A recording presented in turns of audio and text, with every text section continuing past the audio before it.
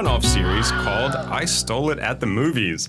We're taking a look at 6 films: Danger, Diabolik, Grand Slam, Victoria, Fast 5, Welcome to Collinwood, and 9 Queens. Jason, Buckle are you up. ready to do some crime? I love these movies just because outside of like just head up gangster movies, this is like the thing that I love. I love these types of shows, especially because obviously I'm a big Mamet fan. So this whole idea of like the bait and switch and the con man and all of that stuff like really speaks to me. And then when these are done well, they're just so much fun. I'm ready to do the crime. I was just gonna ask like why you enjoyed these kind of like crime or heist movies so much. I love the puzzle aspect of it. I just love seeing, if you've seen enough of these, you kind of know how they're going to end up, like what's going to happen. There's going to be a double cross kind of somewhere, or sometimes a triple cross, but you're always wondering how is this going to happen, right? Why is it going to happen? It's coming, and that's part of the fun.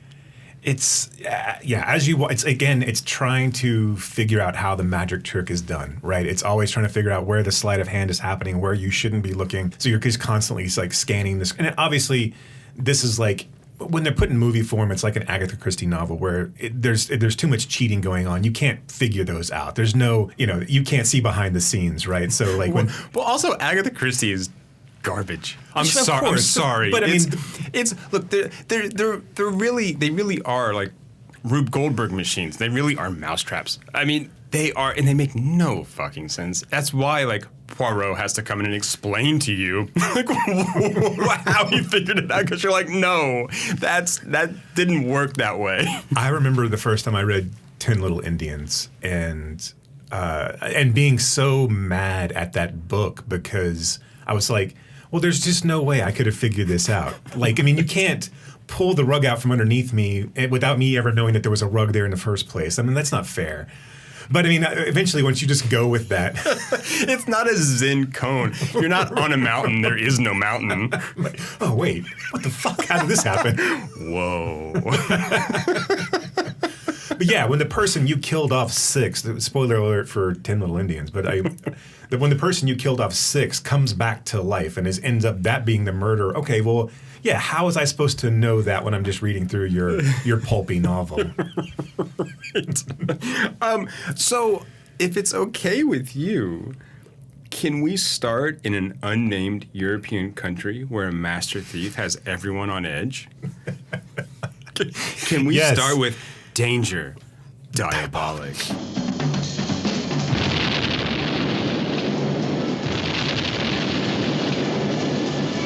Meet Diabolik, a bank Robin Hood who baffles the cops. He robs from the rich to give to the girls. Ask Eva. Oh, you shouldn't have done it. She can't get a good night's sleep unless she's covered with money.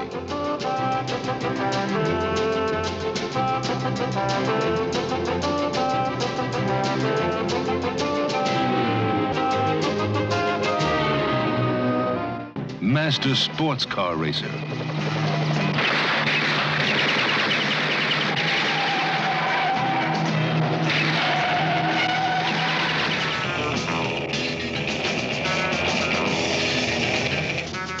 Master skin diver.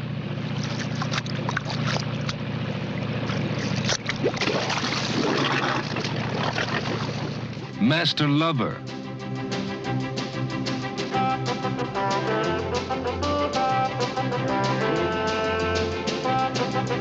Master. Ask Eva.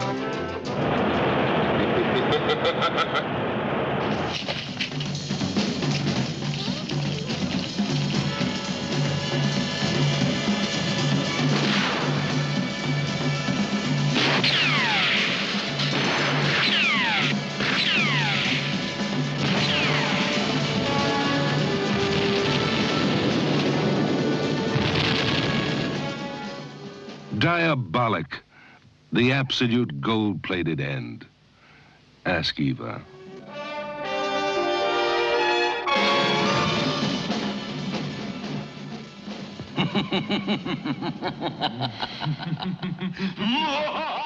Yes, absolutely. And if you want to take on, this, Look. Here's this is a 1968 film directed and co-written by Mario Bava. I mean, how would you?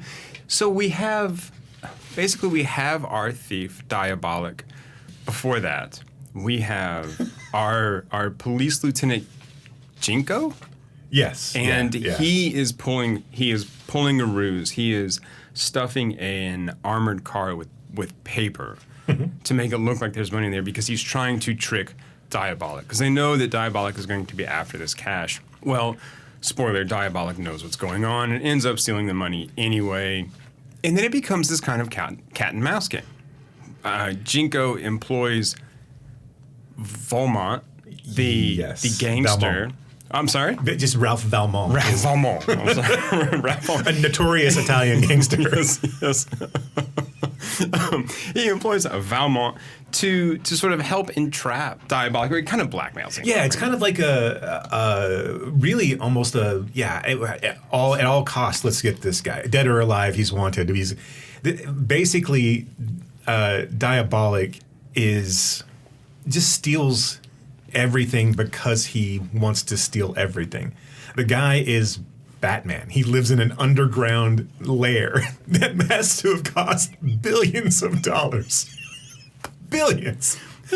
He dresses in an all black or all white bodysuit with the most badass eye cutouts of all time. This guy is like lithe and like just sinewy and athletic, and he's got a beautiful woman at his side, and he just steals because it's got to be some sort of compulsion for him. He has to steal everything that's around. Yeah. And at one point he steals because Eva Kant is his lady companion. At one point he steals because she fancies a necklace that someone has. And basically he's saying, like, did you see anything you want for your birthday? And she's like, yeah, this emerald necklace that so-and-so owns. He's like, cool, I'll go get it. No problem. Right. But even that is a setup. But do you know, and I'm sort of like jumping in here. Please. But there's no other way to do this movie. There really isn't. Do you know the history of this? I don't. Okay. So it's based off a comic book that was written by two sisters. Started by one sister, and her name was Angela Giussani. She was born in Milan. She was a teacher before World War II, and then married Gino Sansoni, who was in the publishing industry and advertising industry. So she worked as a model for some of the ad campaigns that he had, but she wanted sort of more autonomy, more kind of independence. So as the marriage was falling apart, she ended up starting her own publishing house. And this is what came out of it. Danger Diabolik came out of this. She was looking for more leisure literature for adults, something that a commuter could stick in their pocket and be entertained for a while. Right. She eventually moved back to her mother's house, and her sister, Luciana, helped her write the stories. But these were called Italian black comics, or fumetti neri. So they were more focused on anti-heroes, villains, right? I mean, so the bad guys were the heroes, or you're not typical heroes like Diabolik. But in the comic, Diabolik had this code, almost like a Robin Hood-like code. I don't see any code really here other than like, I can do this, so I will. Yeah, there's no morality that's keeping him from hurting anyone or only stealing. So I mean, like, he clearly steals, but he clearly steals from the rich. He's not like stealing. He's not a common thief because, again, he has an underground lair that he goes to. Right. And he has Jaguars that are expendable. He has way more money. He probably wastes more money doing heists than he actually gets when he in the return. You have to wonder about the profit margin on all these movies, actually. Yeah, I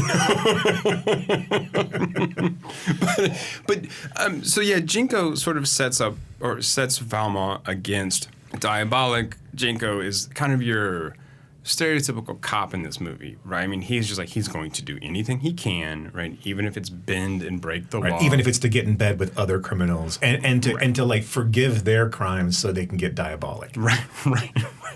Valmont's ridiculous. They're on a yacht. He's got like hookers all around him. Yeah, he's kingpin. He's so great, right? He has a trap door in his plane, his private plane that he just like dumps people out of. How much all of this, when you watch this, it is all just Austin Powers. Everything is good. Everything is just spoofed off of this. I mean, like even the Ennio Morricone score, but it's still like it's just all it's all day glow. It's all 60s synth pop. But yes, there's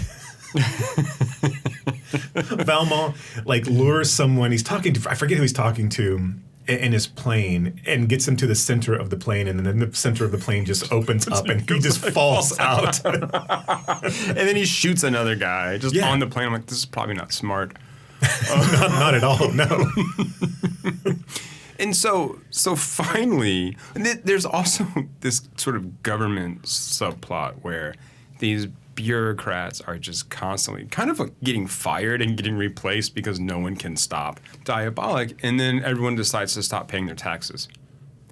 Right. Everyone's like, okay, we're just done paying taxes. And so they take like all the gold reserve and melt it into one giant like thing. Right. Like so Diabolik can't steal it. Right. They make it into the biggest gold ingot bar ever, and yet still Diabolik steals it. And then this is sort of the climactic end of the film where Diabolik is melting down this giant gold ingot so he can spray it into an ice cube tray, a gold ingot basically, tray. Yeah, he's basically breaking it back down into smaller, spendable versions of gold, right? Bars of gold, essentially. And I love the exposition. This laser gun will melt anything, right? Yes. Stand back. The science is not sound. No. And of course, he's in a protective suit as he's doing this, as he's spraying the gold stuff into smaller ingots.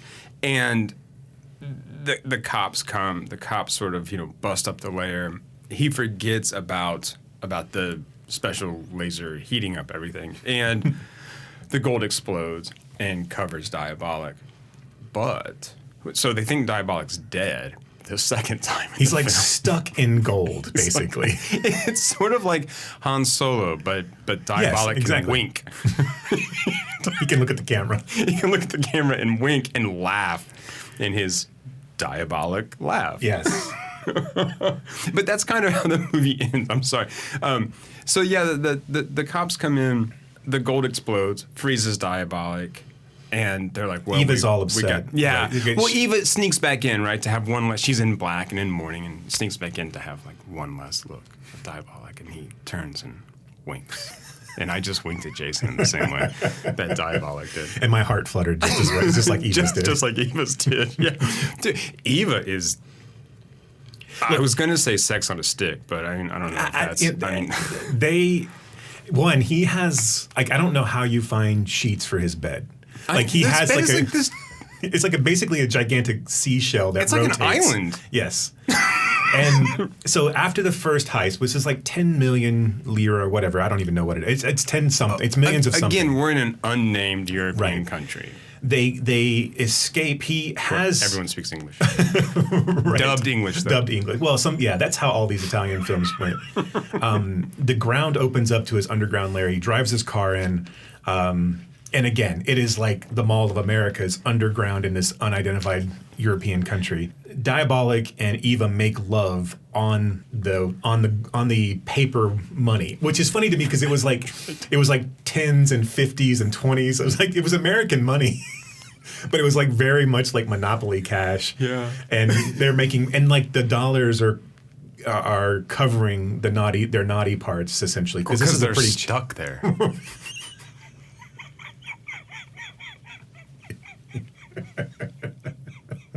Gross. And so that's how we first see them. Oh, I love how mature we are. So then Diabolik and Eva attend a press conference that basically opens up. So I guess they're trying to. It's like this whole part doesn't make a ton of sense. Like, say if they reinstitute the death penalty. This part, right? The government reinstitutes the death penalty because that was some sort of like. That's going to either keep. They haven't been able to prosecute Diabolik well enough because they haven't been able to capture him. I don't know why. Like you would, if you would have captured him, you could have kept him behind bars. Anyway, now there's a death penalty, and Diabolik, and that's when he releases laughing gas, the exhilarating gas, right, into the crowd, and that pisses them off even more. Yeah. So they're all laughing at the bureaucrats and at the cops, and. It's such a fucking bonkers movie. It man. is so, and like it's so much fun. Oh though. yeah, it's such a blast. It's so like it is like it's the same. It's not as trying to be as funny as Austin Powers is, but but it's definitely still tongue in cheek, and it's definitely still like almost a spoof on the and kind of a twist on the 007, like this master criminal. What's great about this is that some of the underwater shots are really, really expertly done for a 67, 68 film. And then when they blow up the train, it is a very, very obvious that it's a kid's toy train that just blows up and falls into the water. There's one sequence where Valmont and Diabolik are on Valmont's plane, and in order to escape his plane, he opens the trapdoor and grabs Valmont and jumps out the trapdoor as they're falling together. That's right. And the plane explodes because he had stuck like a tiny bomb on it at some point, which he explains to Valmont as they're like falling down. Like, I pretended to stumble and distracted your men so I could plant. Thank you for that exposition moment. Right. It's all so like stereotypical, but all so much fun, and it's so ridiculous that it's impossible to not like just have a great time with this. No, yeah. I don't know how successful it was or why there were never any more. I know that the art for it was pretty prolific. I mean, I know that there's lots of posters and things like that are out there for it, and like that's kind of how I knew about it. Well, the comic ran for, I think it might still be going, but it ran for over 900 issues. Really? Yeah. So the comic is still, and so that'd be surprising popular. why there's not another. There are. Oh, there are. There really? are. There was a 2021 Diabolik made with Luca Marinelli, who played Nicky in The Old Guard, and Martin Eden in Martin Eden. Really? Because he's super hot Martin Eden. Right. Yeah, he was Diabolik. No, now, this is nowhere to be found except in Italy. But there are 2 more planned. So there are 3 Diabolik films planned. And I'm like so excited to see this whenever I'm able. I don't know when that'll be. But I mean, if Luca Marinelli has become, I think, someone that we now know. Right. I mean, just from like those 2 films. So hopefully it'll make its way over here. But I couldn't find it anywhere. So that's interesting. Yeah.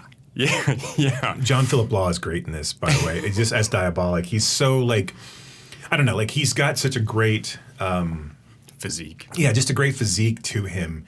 And I loved when he changed into the white Diabolik suit to like match up against the white rocks that he's climbing up. That was so awesome and so great. It's just like, And there's certain scenes, obviously, everything about this just screams 1960s, right? So like the green screen is so on point when they're doing the driving, but they do the thing where they frame his eyes in the rearview mirror, and it's just so well done because of the way that the mask is cut out. Yeah, I mean, it's just like, and it's obviously it's not chaste per se. It's a pretty horny film, but but it's also, there's everything is pretty PG-13. There's not a lot of like overt sex or violence. I mean, everything else is. I mean, I can't imagine. I don't even think there was any blood at all. I love the fact that when he got the diamond emeralds for Eva, that everything else had melted away. The casings around and all the ornate jewelry work was melted away. So he just puts them on her naked. Well, you chest. remember how he put them in a gun and shot Valmont with the emeralds, and then later on he faked his death in that scene. So later on, it's Valmont's body in the morgue. They think it's his. And after he's been incinerated, Diabolik goes and collects the ashes, and that's where the emeralds are. Look, we laugh, but I love the inventiveness, right? However ridiculous, because I think part of a movie like this is really that suspension of disbelief and just going with it, right? Of course, none of this makes sense, but that's part of the fun. Right. I also love the alarm system in the Diabolik cave, which is like pipe organ music. Right. Yes. Right? Yeah. And you see the pipes on. Like, all seriousness, like, Diabolik has, in addition to the Mall of the Americas underground, underneath this country, he also has like a 4-person submarine that he's able to then. So in order to get the ingot, he blows up the train that it's on. It goes into the ocean, and then he goes in underground and gets all these like balloons to lift it up so that he can carry it off to his underground lair while dragging it behind his underwater ship. Look, it sounds like a kid's movie, and it really kind of is. I mean, it really is a comic book movie. Yeah, right? This feels like, Goldfinger and all the early James Bond stuff as well. It just feels kind of silly and fun. And like I said, had it not been Italian, but and like there's, I don't know, it's weird because Bob is not an unknown Italian filmmaker. When didn't De Laurentiis produce? Yeah. So it's got a pretty decent, some decent names behind it. And I guess it's not hidden. It's not like it's hard to find necessarily, but it's weird that this wouldn't be one that would have kind of captured something in whatever, and been able to be kind of catapulted to more fame. And we talked about it more. You know who was supposed to play Eva? No. Catherine Deneuve. Oh, really? Well. But she kept fighting with law. Oh, really? Yeah. So she was out. Oh, her loss. Also, Lieutenant Jinko is Michel Piccoli. So this is a guy who's worked with Godard, who's worked with Buñuel on Belle de Jour, who worked with Leo Carax later on. And who did Dillinger is Dead. This guy, new wave icon, right? Fucking weird. Yeah, it is. It is really bizarre. Hey, some more tidbits for you. The name for Diabolik, it's the comic book, came from the murder of a Fiat worker in 1958. So this guy, Mario Gilberti, was found wrapped in a bloody sheet. There was no murder weapon, but there were several letters written in cryptic language, all signed Diabolik. Really? With an H at the end, and then they changed it. Yeah. So now the sisters never admitted that, but they never denied it either. So that was the other thing with these Fumetti Neris, is that so many of the heroes or villains all had Ks.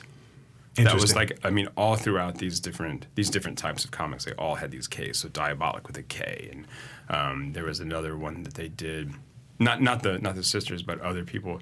So it was called Satanic with a K. Satanic, probably. Right. Dumbass pronunciation. So I like words. Like this country now is basically in financial ruin because they're going to have to. You're back to the story. Yeah, kind of, because like now the gold has exploded all over Diabolik's cave. Yeah. So basically, Diabolik is stuck in his suit, encased in gold, just his face being visible, part of his face being visible. And his entire cavern is now essentially Mar-a-Lago. It's Trumpian at this point. It's just covered in but in this case, it's actual real gold. Something. And this poor country, who's no longer paying taxes, and all of its gold standard is now underground in a cavern. That's the new central bank.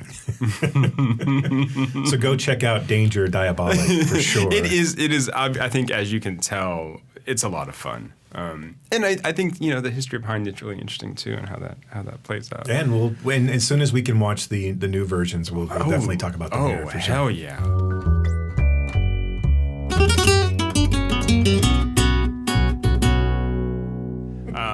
Okay, do you want to stay in Europe? Do you want to stay I didn't know how we were Italian-type films? I mean, I have a kind of idea, but... Yeah, no. If you have an idea of how we're going to do this, then absolutely. Let's go that route. Then let's stay in Europe, but let's hop over to Berlin.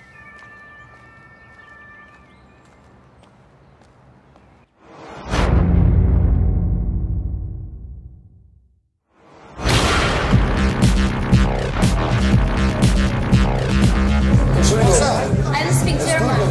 What you doing now? I'm leaving. Irgendwann gehört der Club uns. What's your name? Victoria. My Sonne, nice to meet you. That's Boxer. And that's Blinker. Berlin. You're Berlin guys then. I show you our world. Are you stealing?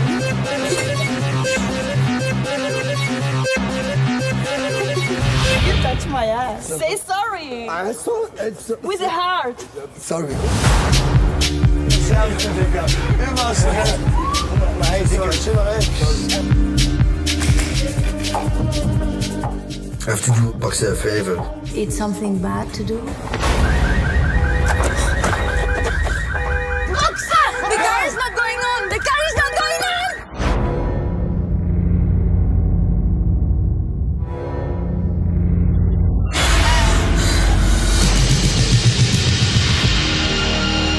I want to go with you. Was ist denn das für eine Scheiße? Spricht kein Deutsch?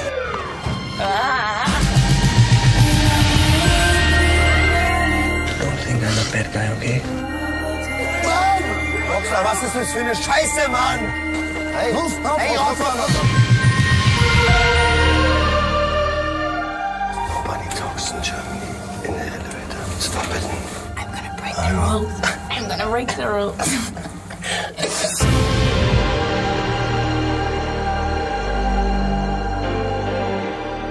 I'm glad to be here. And let's right. talk about Victoria. Victoria. This is 2015. This is a Sebastian Schipper film. Yeah, so good. Had you seen it before? I had not. Okay. I knew about it, but I had never seen it. It was disqualified for the Oscars because it had too much English language in it. I think that was the problem. So, but yeah, we follow the night of this young Spanish woman who's in Berlin working. She's out at a club. She meets some young men, kind of fancies them, parties with them a little bit throughout the night, and it turns out that one of them owes money to a local gangster. They're going to do a heist. She gets kind of roped into being their getaway driver. Things go south. Then she ends up in this hotel with the guy that she likes, and unfortunately he's been shot in the stomach and he passes away, and she takes the money and goes on. This is all told over basically a 3-hour period. And what's kind of famous about this movie is that it was all shot in one continuous take. And not 1917 style. Right. This was done. They did it. What I'm really interested in is where they messed up on the first two. Yeah. And where they got it on the third one. So, like how close they were. I know. So what I had read and what I had heard is that the first take was too dull, was too boring. And then the second take was too over the top. And so apparently Schipper the director pulled everyone aside and just gave him like the hairdryer treatment. I mean, just let him fucking have it. And the third take was Goldilocks. Right, it was just right. But they had a plan B. So they made like an actual cut version of this film. And Schipper's quoted as saying, "It was not good." So I mean, yeah, it'd be interesting to go back and see the differences, but it's, I mean, as you know, obviously the filmmaking style leads to this kind of frenetic. It really kind of lulls you to sleep at first to the point where you just think you're watching. And it's not overly apparent that's actually what they're doing because the camera moves so well, because the performances are so good and so natural, and also the places that they film. Like, it's not like, I mean, so one, you're not always in a big expanse. You get into cars, you get into elevators, you get into stairwells, you get into clubs with them. You're moving. This is not Scorsese's taking you to the Copa. Right. This is, you feel like you're a fly on the wall on these people's lives. And so it evolves just like any other crazy ass night would in this case. I mean, the girl is kind of naive at the beginning, and the guys are kind of annoying, and you're like, and you're kind of figuring out like where this is going to go, and it's a little bit, they're being playful, but you can also kind of see some tension and like and machismo on their end, and you're kind of a little afraid this is going to turn into Gaspar Noé territory real fast. Well, no, this is like the first third of the film is like a meet cute. Right. I mean, she's out at this club, and this is what I love, and this is, I don't think I really noticed this until probably the second or third watching, but, we open on this kind of dolly in shot on Victoria dancing in this club, having a great time, and she goes to the bar to get a drink, and you immediately tell that she's foreign and that she's kind of lonely. Because she talks to the bartender and she's like, do you have schnapps or whatever? And they're having trouble communicating. And then she says, like, do you want to take a drink with me? And he just ignores her. And you see this kind of like loneliness there. So when these four guys, one in particular, is very flirtatious, but very friendly and seemingly, harmless. Okay, I'll hang out. Yeah, let's go. Right. And then it's kind of like this like meet cute sort of like, oh, we're just gonna have a party hangout movie, and then the second act turns into something else. But it's so, I think this first third is like so whimsical and just kind of so charming, and there are scenes where all we get is like background music. The camera follows them, the camera watches them on the roof, sort of dancing, smoking, hanging out, but we don't hear anything. We just sort of see stuff going on, and it's just really. Yeah, I mean, it kind of gives you this like false sense of safety, like, oh, okay, just kind of one crazy night film. Right, because of all of the beats where you expect it to take a turn, it doesn't, right? And until it does, but by that time you're already invested in the story and understand why they would stick together. But as sparsely as apparently it was scripted, the fact that 12 pages. Right, the fact that it is able to navigate a 2-hour and 18-minute movie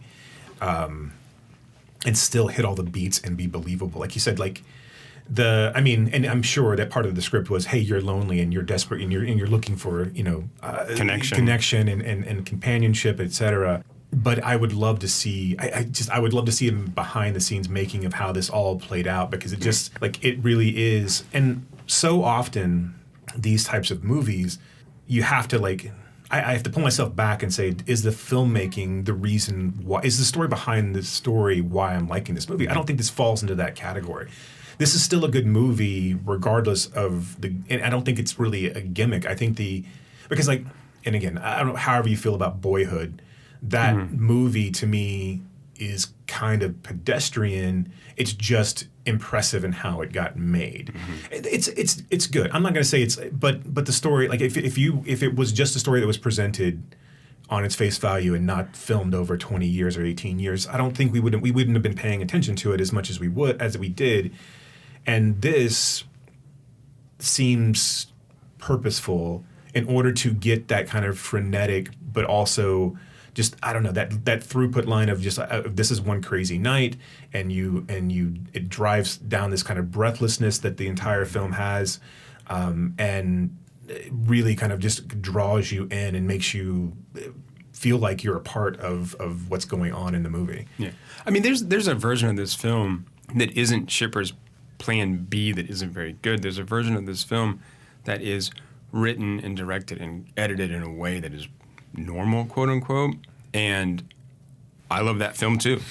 Do you know? I mean, because the story works, and I think and I'm speculating, right? But I think that Shipper was probably like, I want to make a genre film, but I want to do something different. Oh, let's try this, and that I think works. And I think I love the decisions that he makes of where the camera goes and where it doesn't go. We don't see the bank heist. Right. We're in the car with Victoria. This is a stolen car that's been hot-wired, and it stalls. And so there's the tension. The tension isn't in the bank heist. The tension is, oh shit, the car just stalled, and here come the guys right back to the car. So, I mean, stuff like that is brilliant, and which wouldn't work, I don't think. If it were, shot and edited differently, we'd expect to go into the bank. Right. And I think this is where a film like this kind of, zigs where it's supposed to zag. And it never like, what's going on with this day? It gets the weather's outside. No, the weather sucks. Sorry. It never, like in a normal film where your attention is directed, like it still feels like that is happening in Victoria. Mm-hmm. There's certain sequences, like when the guys are dancing out on the street, and those aren't guys hitting their marks. Those aren't guys. No. I mean, those are guys just fucking around, and like he is so confident, and so and just this is so well done that he knows where to go, and to have that camera follow this person rather than somebody else on the opposite scene. In that scene where right as they're going to the heist and he's having the panic attack, I forget the character's name, but he's having the panic attack. That was Blinker. Right. And so as they stop the car and you fall, and like, again, like going back and watching this a second time, like, and following the camera moves and following you out of the car, like it's impressive how they did this. The scene after they get the heist done and they go back to the club and they're all dancing and celebrating and the guys are taking their shirts off and naked. Right, yes. Yeah. And that part was really coolly shot as well. It obviously, it limits it a little bit. I mean, when in the shootout scene and the cop scene, there's clear limitations of what you can show and what you can't. But again, by that time, you're so focused on sticking with, Victoria that it doesn't really matter. It doesn't really take away from it. I think if you went in and I don't think if you would necessarily know, like if you didn't know the conceit behind it, you can't pick it out while you're watching this movie. And I think that speaks volumes to that piece of it. That it's not just it really just not just a gimmick. It is something that added to the story here. And then again, like by the time that you get to the hotel and Victoria is washing her face and going in and negotiating the room, and then when they're up in the room and he falls off the bed and she's like having kind of a panic attack and trying to figure out what to do. All of that was just so well done. This was, I mean, out of all of them, this was the best film that we reviewed, that we watched. Oh, interesting. I think so. Okay. Yeah. All right. Okay. Well, no, because I adore this film, and I agree. I think it's more than just an exercise. I think the exercise adds to it, and I think it fits the story, and I think it enhances the story, and it makes the story. It lends more tension, lends more, freneticism to the story, and I love that. And then and those moments where you see Blinker have a panic attack, Victoria break down like in the bathroom, those then like hit harder, right? They mean a little bit more because we've never been able to stop and catch a breath, right? There really is no sort of pee break moment in this film. You can't sort of get up and like step away because everything just keeps going and going and going. No, I really like this film. There's maybe one more on our list that I like as much, if not maybe a bit more, and it's not Fast Five. So I remember in 2015 hearing about this film and having to wait before it came, even to the States, I think, to see. And then when I saw it, I was so excited, and I was like, this is so worth it. Because I really like this film, and it's weird because it's a heist movie, but not really. Not really. I mean, you don't see it. You don't really. I mean, it is a bank robbery film. These guys are going to rob like 50 grand, and the mafioso guy wants 10 basically. He gave the character Boxer. Boxer was in jail. This guy provided protection for Boxer. He's like, look, you owe me.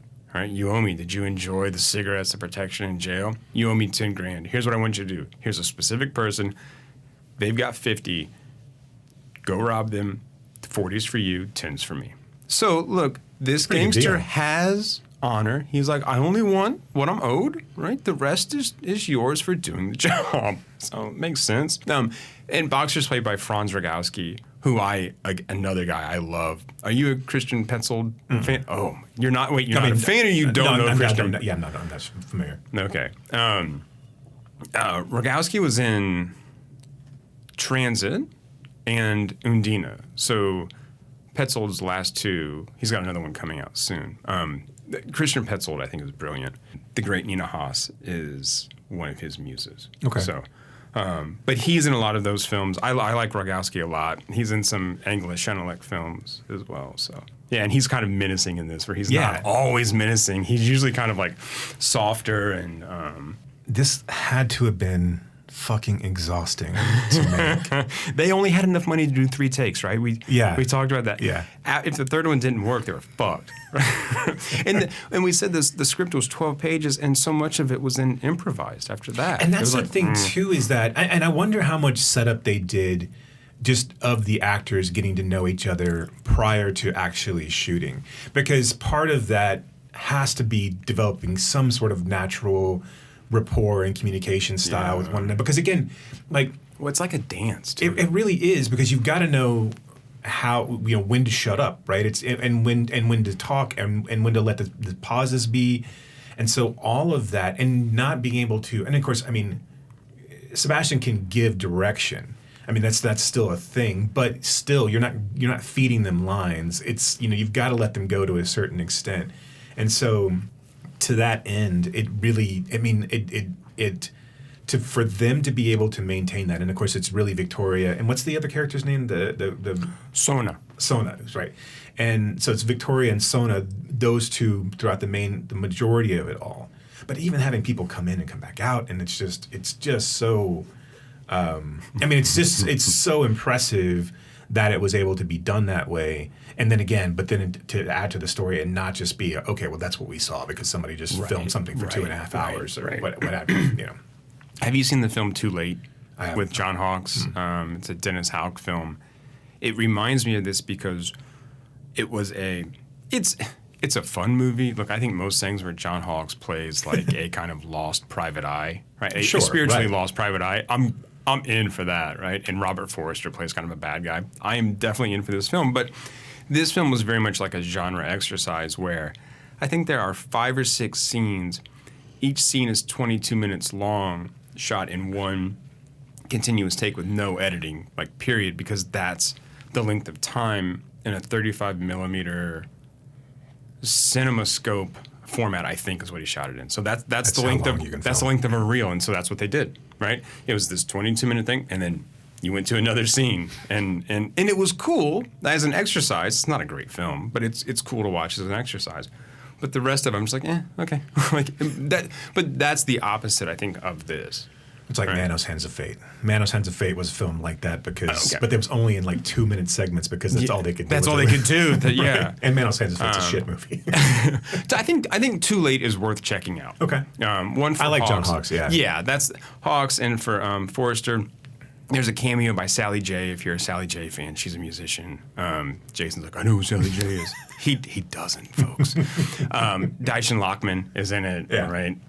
So it's an interesting exercise, but it's not what we're talking about here. And I think those are the sort of two opposite ends of that.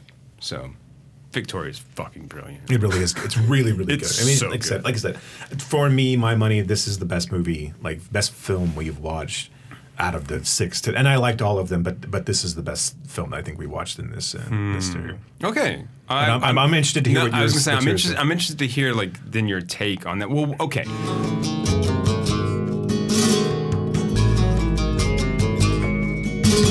Let's go from Berlin, and let's go to the Berlin of the United States, which is Cleveland.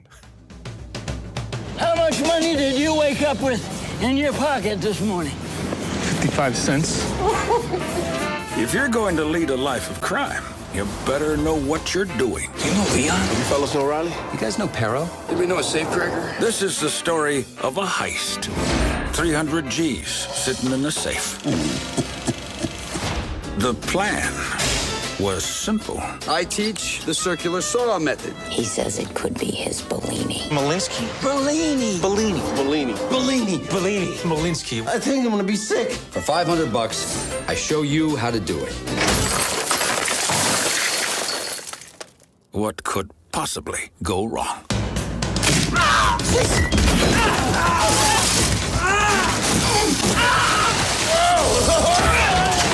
He bit off his tongue. William H. Macy. Baby coming through. Baby freaking coming through. Michael Jeter. Sam Rockwell. I'm so pretty. Patricia Clarkson. Isaiah Washington, Jennifer Esposito, So you're going to ask me out or what? Luis Guzman, and George Clooney. Why are you dressed like a priest? You're an idiot. In a story about a beautiful crime Got a match? in a beautiful place. Welcome to Collinwood. This Bellini is starting to look like a real Kapuchnik. And Jason, will you welcome us to Collinwood? I will. Welcome to Collinwood, Anthony and Joe Russo joint. Well, I guess their first joint. They had done Arrested Development. This is 2002, I think, because Oh Brother, Where Art Thou was 2000, which is, and the reason I mentioned that is that because I was thinking, well, why didn't Clooney just, why didn't he just star in this? Like, because right. Soderbergh produced, and I know Oh Brother, Where Art Thou is a Coen Brothers film. Soderbergh? Soderbergh and Clooney produced this Russo Brothers film, which is almost a point for, well, it is. It is a 100% remake of Big Deal on Madonna Street, which is about a band of lovable losers who come across a Bellini, which is a job that it's the job of all jobs, right? It's the easy take. It's the job that'll get you over the top and get you a better life. They come across a Bellini, and then this group of men come together and try to accomplish it. So we start off with Luis Guzman, Casimo, who is stealing a car, trying to steal a car. He gets caught. And he goes to prison. While he's in prison, a lifer there tells him about a job that is his big Bellini. The Bellini is the job to end all jobs. And essentially what it is he's going to break into this pawn shop and drill into this safe and steal all this money. I think it's like $300,000. And in order to do that, there is an abandoned apartment next door. This is very small-time crooks. There's a lot of movies that took and riffed off a Big Deal on Madonna Street and Rafifi. So I mean, this is well-worn territory we're getting into here. But Rafifi's brilliant. Sorry. Yeah, is Big Deal on Madonna Street is a lot of fun too. I mean, Rafifi is the grandfather, right? So Guzman's in prison. Now he needs to get out of prison. He hasn't gone to trial yet. He's basically facing trial for car. So he needs a person, a stooge that will fall for him. What's the name they use? Malinsky. A Malinsky. I need a Malinsky. Get a Malinsky. So Patricia, he gets Patricia Clarkson, who's his girlfriend. He's got $5,000, I think. Or is it 10 grand? No, it's 15. Okay, it's 15 right? grand. He's got 15 grand that he's been holding back from Patricia Clarkson, and he's going to give that 15 grand to his Malinsky. He's got to find somebody in the neighborhood in Collinwood, and Collinwood's just full of lovable losers at this point. It is the Beirut of Cleveland. Right. So they go from person to person. One guy won't do it because he doesn't want to tell. He doesn't want to break his mother's heart. Yeah. One guy won't do it because he is trying. He's going to go. He's saving up money for his sister's wedding. So they turn to Sam Rockwell, who's this boxer, and he's clean. He doesn't have a record. So he says he'll do it. At the trial, Rockwell comes into Guzman's trial and is like, "Oh, I can't. Lo and behold, I can't live with myself anymore." It's a really funny scene. I can't live with myself anymore, and the guilt. This man's innocent, and I'm the one who was trying to steal that car. I ran away. He just happened to be in the wrong place at the wrong time. So the judge sentences them both to jail. The Malinsky gets so they both get sentenced to jail. Guzman gets 6 months, and Rockwell gets 3 years, and they're talking and so they're in the prison yard. Guzman's like, "I want my money back. You weren't supposed to end up in jail." It's like, "Hey, man, I got the money for being in jail." It's like, and then Guzman reveals the plan, reveals the Bellini to him, and Rockwell turns to him and says, "See you later. My sentence has been commuted. Thanks for the sentence. Yeah, suspended sentence. So thanks for the job."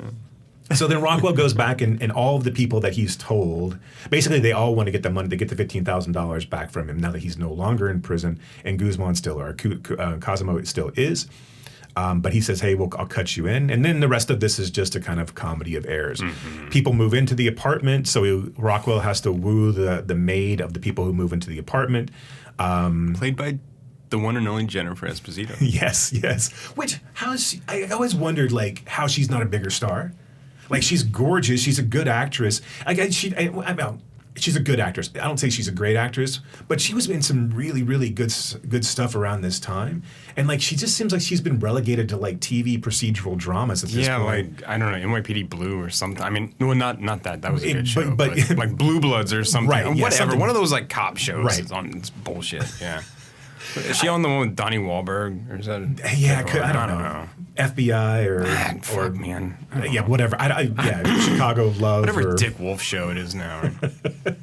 But I was thinking the same thing. I'm like, why was she not in other things? She was so good in Summer of Sam. Did you see Summer of Sam? Like that was a great role for her. It just seemed like she was poised to break out, and for whatever reasons, and whatever stroke of luck or bad luck, it never. And I'm sure, did somebody course correct her? Did somebody take that play? Like, hey, yeah, I don't know. I really don't know, because like it seemed like right around this time frame, because Summer of Sam would have been 99. This would have been in, like, I don't know. It's really bizarre that she was in everything. It seemed to me at one time, and then just kind of like, now she's like, Detective Wallowitz on Wallowitz Shithole Blue. Vice, right?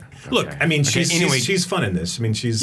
She has lots of boyfriends in this one too. Right, she does have lots of boyfriends in this. Yeah, she's got 3 fiancés. So obviously the heist goes wrong, and they end up getting $1,000 out of a cookie jar in the house that they in the abandoned apartment. It's no longer abandoned, but the apartment that they were in. And they end up giving that to William H. Macy's character, who needs that money to get his wife out of prison because she's in prison for fraud, and he's got a young baby. Yeah, that's the one thing about this movie that Big Deal on Madonna Street doesn't do. Is Big Deal on Madonna Street, they continually stay losers. I mean, like, some of them go ahead and get jobs because they fall in love. All of the beats are still the same, but that $1,000 thing was an add-on to this movie, where it really, these are all good guys that are just looking for their big break. Before Rockwell takes the job, he's this boxer with a ridiculous glass chin who thinks he's in great Rockwell form. When my boxing career takes off, right. I'm not going to need that. I'm not going to need prison. I'm going to need this.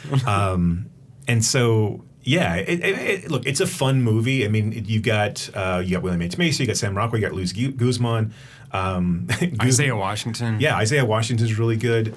You've got Michael Jeter, Patricia Clarkson. You got Clooney in a great cameo. Gabrielle Union as sister of Isaiah Washington. And so, yeah, it's a really great cast. It's funny. It's real light and fluffy and airy. I mean, Clooney is almost... like, he's so ridiculous. And I mean, that's what's fun about this movie. And again, all of it, if you've seen Big Deal on Madonna Street, you're not going to like Collinwood because the beats are so similar, right? It really is the identical movie / about 20 minutes off of its plot. But I mean, there's just scenes in it that are so much fun where, like, Clooney... I mean, they're when they see the safe in the... They go to top this roof and they're looking at the safe across an alleyway so they can kind of film the person opening it. But at the last minute, someone keeps going in. Moving in front of the... right, moving in front of the safe. So they hire Clooney, who's an expert safe cracker, and he charges... But he's in a wheelchair, so he doesn't go and do his own jobs anymore, and he charges them $500. He teaches. them. And the way that he teaches them how to get into the safe is to basically saw into it. Drill into it. It's a circular saw into it. Yeah. And it's his method, right? I mean, doesn't he call it like his method? Yeah. We're going to use I forget his name, but we're going to use this method. And because the other method that's common is to blow it up. But right. the guy that's named after killed himself. So that method's out. That method's out right away. I vetoed that method. So there's a lot of funny moments in this. This movie was made for about, I think, 8 to 12 million and only grossed like 4. It was a flop. And, like, I don't think it did well, like, as far as, like, I mean, obviously it didn't do well financially. I mean, it's kind of mediocre and middling as far as reviews go. It's hard not to like this movie. I mean, in a sense of, like, it's very easy to forget it. But it's also, like, I wouldn't see anybody going into this and thinking, oh, that was complete bullshit. I can't believe I watched that. I do think that had Clooney not have made Oh Brother Where Art Thou, that the Sam Rockwell character, the lead character, is really clearly a starring role for him. It's the exact same role that he plays in Oh Brother, essentially. And had he not done that, I think you had a bigger star power than Rockwell, which I like Rockwell. I mean, I love Rockwell, but I think that, he is not a guy who's bringing in, audiences. And had this been a George Clooney starring vehicle and him kind of being that bumbling guy, or if you'd brought in a bigger star, I think that would have helped this. Obviously, I think the cast is game. They're all good. I love Jeter in this. He's so much fun. But I think just having it be this kind of what seemed to be an indie flick that was made for just too much money, and it looks good. I mean, it's a good looking movie. It's quick. It's well shot. They do a good job with the comedy. They do a good job of making sure everybody has their moment to shine in the cast. It's not played overly for laughs. It's not too slapsticky. But again, there's not enough to differentiate it between Big Deal on Madonna Street and this. Of course, aside from 50 years or whatever. Right. And no one going back and visiting Italian films. But I mean, you love your Italian films. I mean, I was gonna notice. I was gonna bring that up with like you and the Giallo stuff and like the Diabolik and Grand Slam and all of the like Italian produced dub stuff. I don't know why. I usually like the score. Usually it's Ennio that's doing the score. I don't know, that whole, especially for that period of time when they were able to get away with things that the States weren't getting away with. It was such a different style of filmmaking. I dig it. Yeah, no, I mean there was no shade there. Just a comment. I mean, maybe a little bit of shade here, but like I just want to make one more comment about Collinwood. That I mean I don't know. I only watched this once. I don't know if it would hold up a second. I feel like I might turn it off if I tried to watch it a second time. I like the light touch. I wonder if it's too light sometimes. If there's not enough kind of like really at stake here. Or I mean, with these kind of films that have that real sort of comedic undertone, that nothing really terrible is going to happen to any of these guys. And even like Cosimo's death is played for laughs. I mean, really. Right. I mean, yeah. He's hit by a bus. Yeah, and it's just like ridiculous while he's trying to steal a purse. Right. So it's kind of.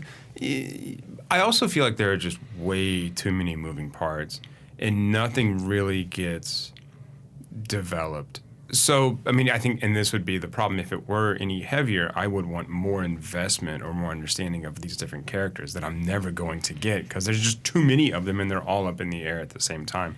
I don't really know why the cop is there. Right. I mean, I understand because, Rockwell has to bribe this guy. There has to be some kind of threat, but he's not really a threat ever. So yeah, it has to be a way for him to get rid of the 15,000, right? Right, which is just like a plot device at that point. Right. It does feel like this could have been a stage play, and like if you had removed, like you don't really need the Gabrielle Union, Isaiah Washington characters. They don't really add like so. The heist itself is so simplistic. It really is just I'm gonna break a hole in a wall and then I'm gonna drill into a safe, and I need an amount of time to do it. And there's all these contrivances of like, well, we can't go in the front door because we don't want to give away our alibi, and we are still kind of in love with the maid, and so we have to then go over this alleyway via a ladder, and then Jeter's afraid of heights, and his pants are falling. He's this bum. His pants are falling down. And they slide into like a garbage chute full of water first, and yeah, it's almost like all of that made sense in Big Deal on Madonna Street, because in Big Deal on Madonna Street they're going through a coal window, and so obviously in 1960s Italy you've still got that. So you're going in through a coal window that they go in. They're not sliding on a garbage chute. They just go in and they're underground in this house that it has a sewage problem essentially because it's an abandoned apartment, right? Yeah. And so a lot of that makes more sense. The ending of Big Deal, I'm sure you've seen it. I'm trying to tell you, but the ending of Big Deal on Madonna Street. Jason's playing it. When the Rockwell character and the Jeter character have been blown up, essentially, they get caught up in, they're trying to hide from the cops, and they get caught up in this workers. All these workers are standing outside this shipyard or whatever, and they're like, what are we in line for? And they're like, oh no, they're handing out jobs. And they're like, oh shit, we got to get out of here. And they get brought in.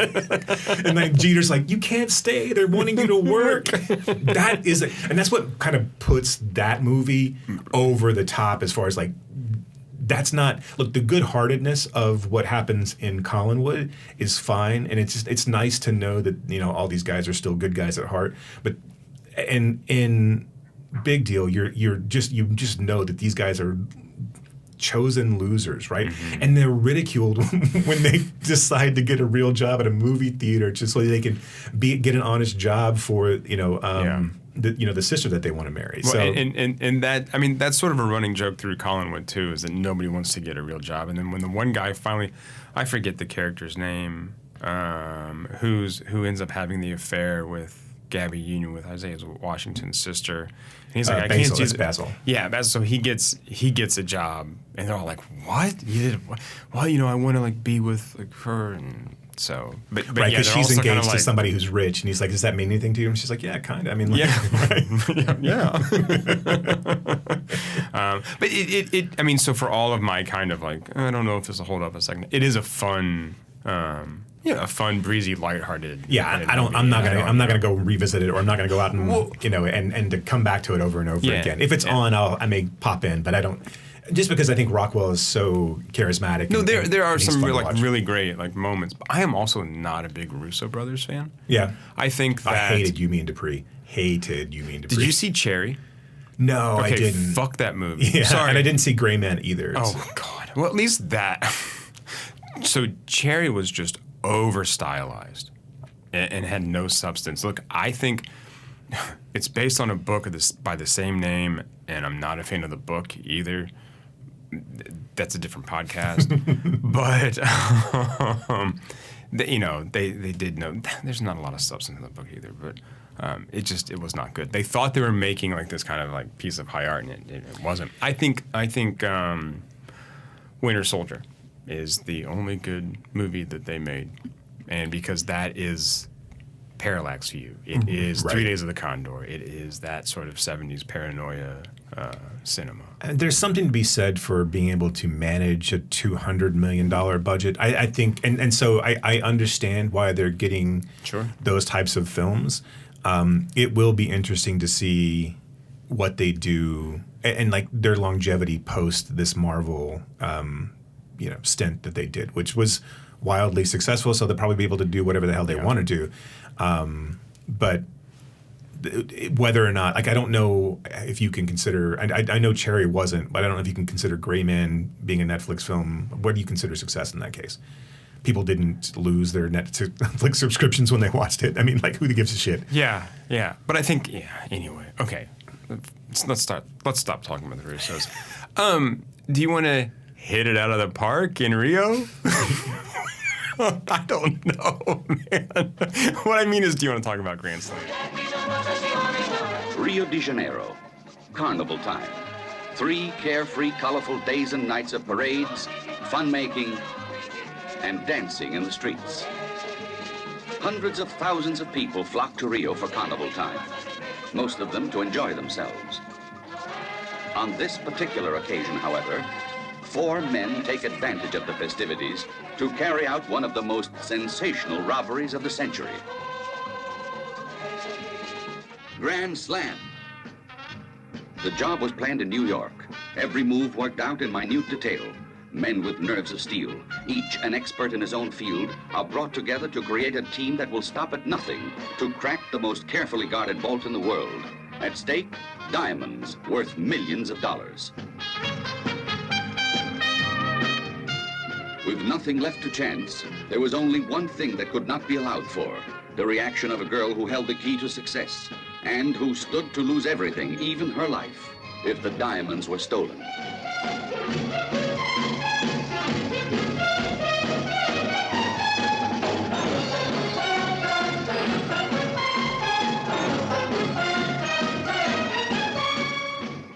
With a fortune at stake, nothing was spared to ensure success.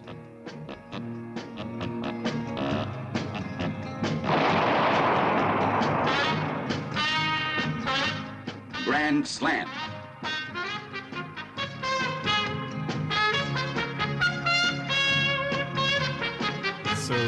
Grand Slam is Edward G. Robinson, by the way. Edward G. Robinson. And Janet Leigh. Doing some great green screen work. He never set foot. I don't think he ever set foot. First scene in your life. I loved it so much. I was like laughing because like Kat's all into it because it's got that Italian. That's an Ennio Morricone score as well. Yeah. So it's got that la la la la la la la. It's a crazy ass score, and she's like and it's part of it's in Rome, so she's digging the shit out of it. Right. And like and I was just dying because he's waving goodbye to a group of Catholic kids that clearly are not anywhere near him. He's never in frame with them. Like even when he's in, I guess he's back in Rome or New York or wherever he goes to join the team. He's still not even there. Like when he goes and looks at the lighters. That's in New York. Yeah, because it was in Times Square basically. Yes. Yeah. Yeah. Back when Times Square was still gritty, and you could buy lighters on the street. 4 of them. So Edward G. Robinson is this professor who has worked in Rio for 17 years. He's retired, and upon his retirement, he has worked across the street from this diamond merchant his entire career, and is sitting there and he's watched the repeated patterns of diamonds coming and going from this location, and. He decides, hey, I'm going to, for whatever reason, I don't necessarily know what he was teaching, but he's going to decide that he's going to put together a crack team to go steal these diamonds for him. Look, he's got to be an English teacher. Yeah, of course. I'm telling you, right? I mean, look, only like an English or a literature professor would sit there and think about like how much do you think he got paid for this movie? Because it seems like this was like, I need a big name to headline this film, but I've got him for about 2 weeks. Maybe Robinson was just like his character, just bored, right? It's just crazy wanted some cash. Because he's at the beginning and he's there to put the team together, and then he's there at the end, and then that is it. Like most of this movie is not an Edward G. Robinson film. Nope. So he goes to New York and he goes and meets with this guy who has a wall full of criminal cards. First, his name is Mark. Okay. They grew up together. Okay. Right, and then our guy Robinson, whose character's name is Professor Anders, he's the only childhood friend that Mark, our criminal mastermind, remembers or still thinks of fondly. Right, he's the only guy from all of my childhood. The only guy that I actually like. And you know who it is? It's Adolfo Celli. Yes. From Danger Diabolik. Yes. We're coming full circle. I was like, oh, Jason's a genius. Crazy son of a bitch. So Mark has this wall, and it really is like a bizarre card catalog, it's a card catalog of criminals, and. Professor Anders doesn't want someone who is, doesn't want someone who's going to be recognized by the police. He tries to get 4 guys that are kind of nondescript to pull off this heist, and he needs someone who's kind of a heavy. He needs someone who can maneuver them around, take them from place to place. He needs someone to actually crack the safe. That guy's awesome, and then he needs a guy to woo Janet Leigh. Who that guy's also awesome. Right. Like he needs a guy. So Janet Leigh is the secretary, and kind of high. She's like an executive secretary. Right. Yeah. Right. She has the only key to get into the office, right, or to get into that part. So she works in the diamond, and she works for the diamond dealers, and they need someone to woo her to steal the key so they can get into the front door. It's a very special key. It really is. And so this guy, Mark, just pulls out a drawer, 4 guys, boom, right there. Here you are. Gotcha. And then Edward G. Robinson goes to a couple of them to kind of explain the job.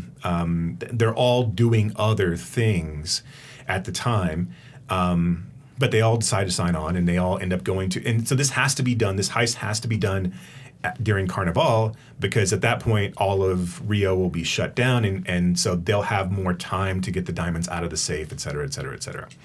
And so so once that's done, the favorite part of this is when he goes to meet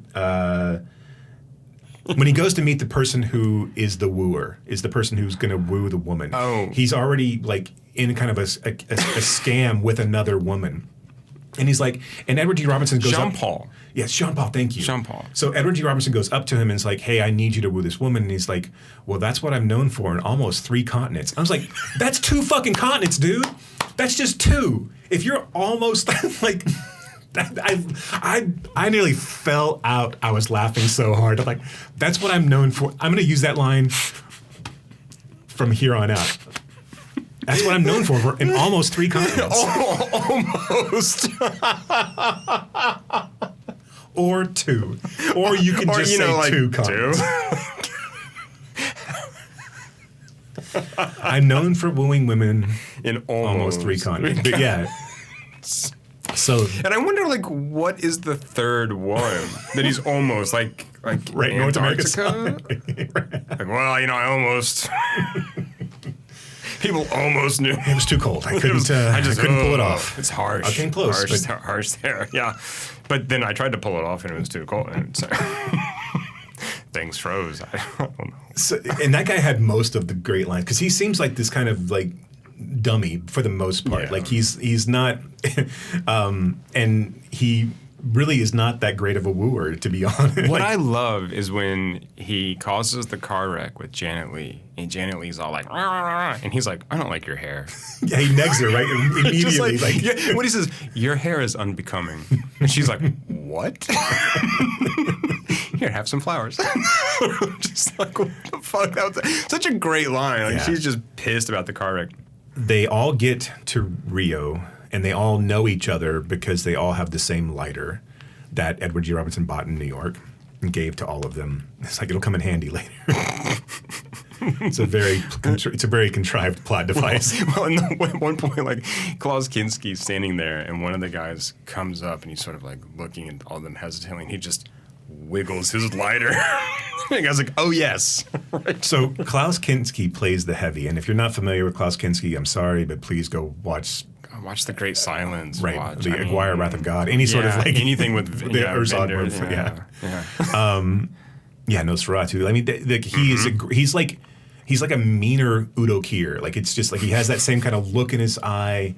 Like, I would love to see a buddy cop movie with Klaus Kinski and Udo Kier. That, like a Lethal Weapon kind of. Oh, yes. Man, I'm getting too old for this shit. That'd be good. So he plays, and he's the smallest guy of them all, and he plays the heavy. He's the guy that keeps them all in line. He's the military man, yeah. Right. And he's awesome in this. Really kind of, he's always sweaty. His shirt's always half open. And so basically they meet, we spend a lot of time wooing Janet Leigh and going and filling all that piece of it out. Other people are, one of the guy who moves him around also falls in love with a native Rio de Janeiro. Yeah, Arian. But he can't talk to her because she doesn't speak English and he doesn't speak her language, and it's so it's a whole thing. And then, so we do this for about a good hour where we're trying to get up to the plot, and up to getting the key. Like, we got to get into Janet Leigh's pants, and eventually we get that part done. And now we can start the heist sequence. The heist sequence is what is really the brilliance of this movie. I think the 30 minutes that they do the heist is really kind of the most fun this movie has, because they've got to go underneath and like open up a sewage pipe so they can drop the key through. All this, it's all very Mission Impossible-esque, and it's all done as best a low-budget 67 movie can do this. I mean, like, it looks cool. There's a cool sequence where they've got to do get over these, like, they're not laser beams. They're clearly ropes that are lit up, but they've got to get there's sensors, yeah, right? Yeah, they've got to get over the sensors to get to the safe. They've got to pull the safe out. They've got to grease up the wheels. They've got to lift it off the ground. They've got to deal with microphones that are capturing anything over 14 decibels. The eponymous alarm system, the Grand Slam 70. Grand Slam 70, right? Which was just installed like 2 weeks ago. No, the day before they do they have one day to prepare. I love that guy was like, oh, they installed the Grand Slam 70. It's like that only came out like 2 months ago. Grand Slam 70. As if we're all supposed to know what that is. I know. But also, I love that the guy telling us that was basically like head butler in some British household. Right. When we meet him, is sort of baking cakes. Yeah. In his tuxedo. It's brilliant. Right? There's a lot of, like, whenever they meet these guys, there's a lot of, fuck this job that I'm doing right now. I'm going to go off and now commit I'm crimes. fixing toys. Right. Yes. I'm working as Did a you say manservant. $1 million? You say, oh, okay. Or like Jean-Paul, go to hell. Tells his woman, just go to hell. Right. And so once the Grand Slam 70's installed, they don't think that, and they can't get Janet Leigh's pants off. They think that they can't do this. Klaus Kinski's got to keep them all in line, keep them from all leaving the country and giving up on this heist. Eventually, they are able to break in, get the diamonds out of the vault. But immediately as they do that and they escape from the diamond store, Janet Leigh and the cops are already there, and they figure out that the diamonds have been stolen, and there's a big chase that happens. And essentially, all of them, except for Klaus Kinski, the gentleman gets shot in the back of the head. You don't really see it, but it's a cool scene. It's a cool scene. Where like he's just all quiet all of a sudden, and then tumps over. Right. Yeah. Well, and this is where we get like really sort of twist number one, right? Where Klaus Kinski has been told by Mark, right, by our big bad, to kill everyone else. And yes, it's very much a Dark Knight kind of thing where, like, it's the last guy's going to kill everybody on the way out the door. But he only kills one. He only kills Jean-Paul, right? Right. Our safecracker gets capped in the back of the head, and then our sort of technical guy that kind of, figures everything out on he gets shot by the safecracking. cops. He gets shot by the cops running back to his girlfriend, who can't understand what he's saying when he's like, flailing his arms around, right? Yeah. So Kinski kind of failed at his job too. Right. And so Kinski, does he strangle John Paul or like and then puts him in the Jaguar or whatever car it is, pushes that off a cliff. Of course, that car immediately as its front end touches something, blows the fuck up. Like just in a great and as all cars did in the 60s and 70s. And then how does Kinski get capped? So Kinski then meets up with Mark, goes to his car, and Mark shoots him. Okay. In the head, because Mark wants the diamonds for himself. But when Mark opens the satchel, that's right, because supposed to Mark was hold gonna the diamonds. Yeah, so we got a whole double cross. Mark's going to double cross Professor Anders, but Professor Anders was using that as an entire ruse so that Janet Leigh, who was his friend the entire time. The entire time. So we end the film with our guy Anders sitting in Rome in an outdoor cafe, and who comes strutting up but Janet Leigh with a black satchel, who's been fired from her job. Like she has to play the part the entire time. Yeah, that's right. Yes, because she was seduced and lost the key. Right. This will severely cost you your job. But Professor Anders cannot sort of delay gratification, and he wants to see the diamonds immediately. And so she sets the bag on the table, opens up the hidden drawer so he can see it. His eyes go wide. And what happens? But there's this distraction. There's a plane that goes over and is dropping like leaflets over this diner. They all look up, and as soon as they do that, a motorcycle comes by and grabs the case. And they all and Janet Leigh's like frantically saying, "Please, stop!" And Anders knows that he's like, "Hey, got to be quiet because we're not supposed to be doing this. We're screwed." Yeah, and then that's it. I love the ending in this film. It's so mean, right? It's so like and so like nihilistic and just yeah. But again, like this is one of those films you're watching it and you're going, I know they're going to pull this off. But what happens then? Mm-hmm. Right? I mean, this is the pleasure of a film like this, is watching everything. Okay, how are they going to figure this out? I know they're going to, but this is the fun. It's like the puzzle, like figure this out. And then what's the cross? Something's going to get switched up, right? There's going to be a hitch in the giddy up, and there's going to be a twist in a double cross here. And then what else is going to happen? Because we still have 30 minutes. Right? I mean, I know more is coming. Right? And that's what was so fun about this. And then at the end, because I hadn't seen this before, right? I mean, it was hard to find, and you had to give me a copy. It's tough to find. And at the end, right, when I see her walking towards him, I'm like, oh, okay, all right, got it. And then when they steal the diamonds, and these like common thieves, I'm like, oh, that sucks. But good for you, movie. right. Yeah, no, it definitely, it has a real, like I said, just a real mean streak, especially as you realize what's happening. I mean, I figured Janet Leigh was in on it for the most part. The only people that I knew weren't in it were those kids at the beginning of the film from the Catholic school. Like that was those, because they weren't actually, those are just stock footage kids, I'm pretty sure. And because they were Catholics. Yes. Catholics have never stolen anything from anyone, ever. I do think this film could have used a little bit more fun. I think it needed a little bit. The problem is it's too long, it's too serious. Mm-hmm. And the way that the end plays out is so like stark. I think this movie needed way more Edward G. Robinson. If he kept bouncing back in and forth, backing in and out of it, trying to keep a tab on, because it seems nonsensical that he would set all this in motion and never be part of it. Actually in Carnival. And I get that he's retired and gone and doesn't want to be there, but again, I think this film needed a little bit more lightheartedness to it to be really, really great. I think it was fine, and like I said, when we were in the heist, I was really, really invested.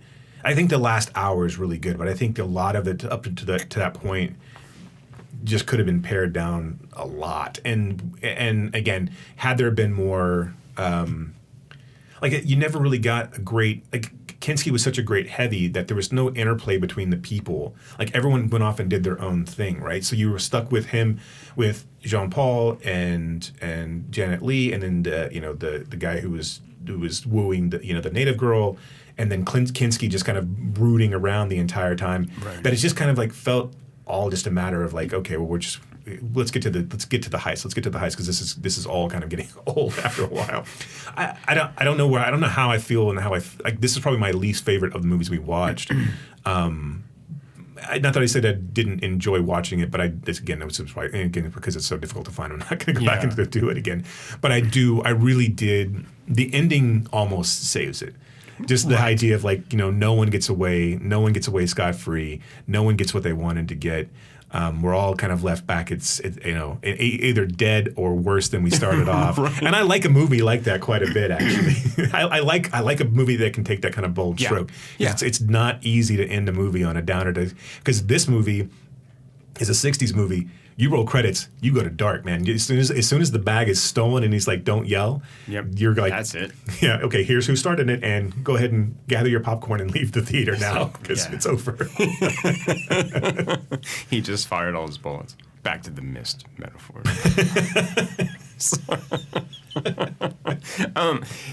Yeah, I mean, I think there's just too much sort of build up into that, and it doesn't. It's not fun. It's not even that interesting until we get to that. But I mean, overall, yeah, no, I would say this is my least favorite of those. The heist scene is really fun when they're putting the ladder over the beams, and it's such again, you take 96's Mission Impossible and then dumb it down to 60s technology, and it's exactly what that is. It's just that whole part of it's fun. The shaving cream Grand Slam 70 is on top of the safe, and they have to catch it. It falls and he catches it. That's right.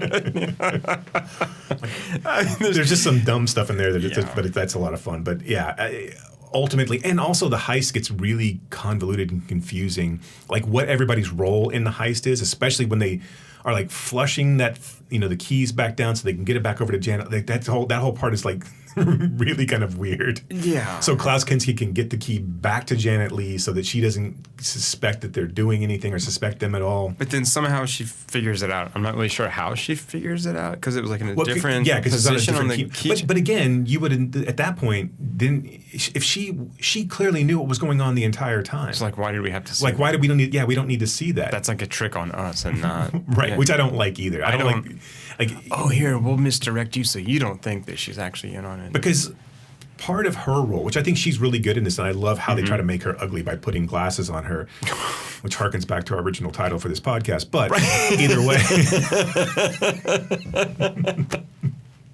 I'm not bitter. And but she's clearly in on it. She clearly knows. There's part of her that probably fell in love with Jean-Paul, because she tells him to leave and to not come back, and she actually makes it that whole part of it. If you really kind of examine her being in on it the entire time, then her playing him and like playing hard to get and doing all of that just so he'll work harder and like give up at one point and then still try to do it again. And then her pulling him in and seducing him, that's a pretty delicious part of it that could have been, you know, but you don't get enough time to live in that world. And also then you do the misdirect of like, oh, I got these key rings. Like, what did they do? No, you clearly knew what they were going to do the entire time. You would have been in on the plan. Right. And so, because again, what's really not explained is how she got the diamonds. Aside from that, she would have stolen them before they were in the safe in the first place, just knowing that they were going to break into the safe, right? I mean, so that was my assumption. Right. But again, I thought that too. I'm like, well, wait, how did she get that? Was there time to? Because the case was empty the whole time. So right, and so that's the thing too. Is like how she. Yes, again. So I don't necessarily know if it all 100%. I mean, we can put together a story that would make sense, but it's not really explained how the case was empty. So, but whatever, it doesn't matter. I'm with you where I dislike when movies do that, when the movies try to show me something intentionally that they know is false. Right. Just to make the viewer think. To hide if your twist is good, it won't matter, right? Right. And so if your sleight of hand is good, you don't need to show me something that it will work, right? And so don't fake me out and then lie to me. You don't have to lie to me if your sleight of hand is good. I would never lie to you. Thanks, Brock. Appreciate that, man. It's good to know. Okay. Let's shoot over to Buenos Aires for a little bit.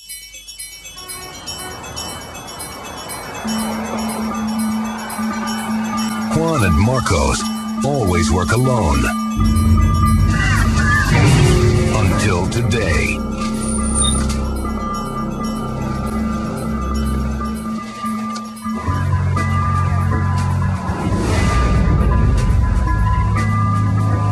Now they have one day to find, steal, then sell a one-of-a-kind for the biggest payout of their careers.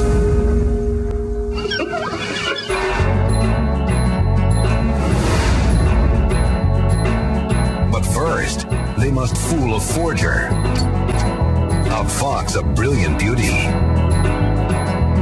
charm a sweet old lady, deal in a dirty cop, cheat a millionaire, trust each other, and hang on to the 9 queens.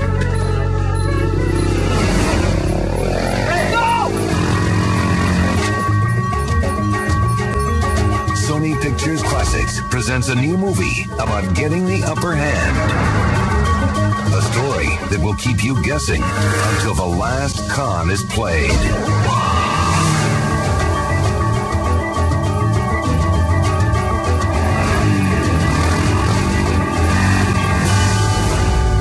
Queens.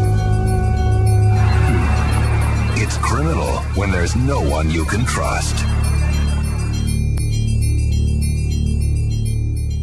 This is another film with motorcycle thieves.